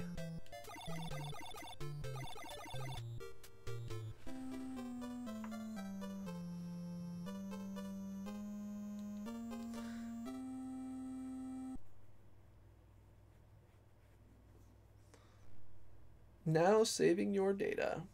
I don't like hidden passages. Subsea is cruising on the ocean. A small island appears on the horizon. Okay. So I am tired. I went straight from work to class. Well, I went straight from work to CCTV to be interviewed. I went from there to class. I went from class to here. Got home 5 minutes before my stream start time, etc., etc. So I think that I am actually going to be done for the night. The thing that I will say is that I am very likely, because of how long this game is, to not finish this if I just played on Monday. So, with it being a holiday weekend, I am probably going to stick an extra stream in this weekend sometime. If you want to catch that, make sure you subscribe to me on YouTube, hit the bell, whatever you want to do so you get notifications. You can also subscribe on hit me up on Twitter. I will tweet, since it's a special stream, when it will be, and I will put an announcement in my Discord sometime on Friday, at least 24 hours beforehand. So check the announcements channel on my Discord once a day. You can find links to Twitter and Discord. Discord, Twitter, yeah, other than that, it's been lovely to have all of you. I'm glad that there are so many Startropics fans. You can thank Soybomb for recommending this game. It was his recommendation after seeing me ask about either Splatoon or World of Warcraft for last Friday. So thank you very much for the recommendation, Soybomb. And other than that, I hope you have a good week. I enjoyed playing this game, but it is very hard, and I clearly need to get a little bit more practice before I subject you all to my terribleness again. So thank you. If you have ideas for whether you think you would watch... Oh, I wanted to check if my my interview went up. I doubt that the answer is yes, but I will check anyway. Okay, so... Oh, I think it is up. I think with all my... Yeah, look, it's me. If I push this button, that's me. Hi everyone, welcome to I mean, that's not me. That's Susan Fleischman, who is the something of CCTV. Not the something. The something. I think executive something of CCTV. Yeah, so this is my community access performance from earlier today, which I don't think that you'll want to watch a 30-minute interview with me talking about municipal broadband. But if you do want to watch that, you can just, copy this link and watch that. So, yeah. That's a way to watch me. Yeah,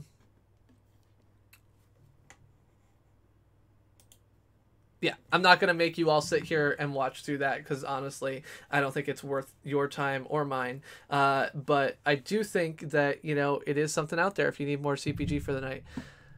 I love you all. It's been a great night. I will catch up with you on Friday playing something modern, and we'll be back to Startropics later this weekend or on Monday at the latest. Thank you all for being here. Have a great night. Bye-bye.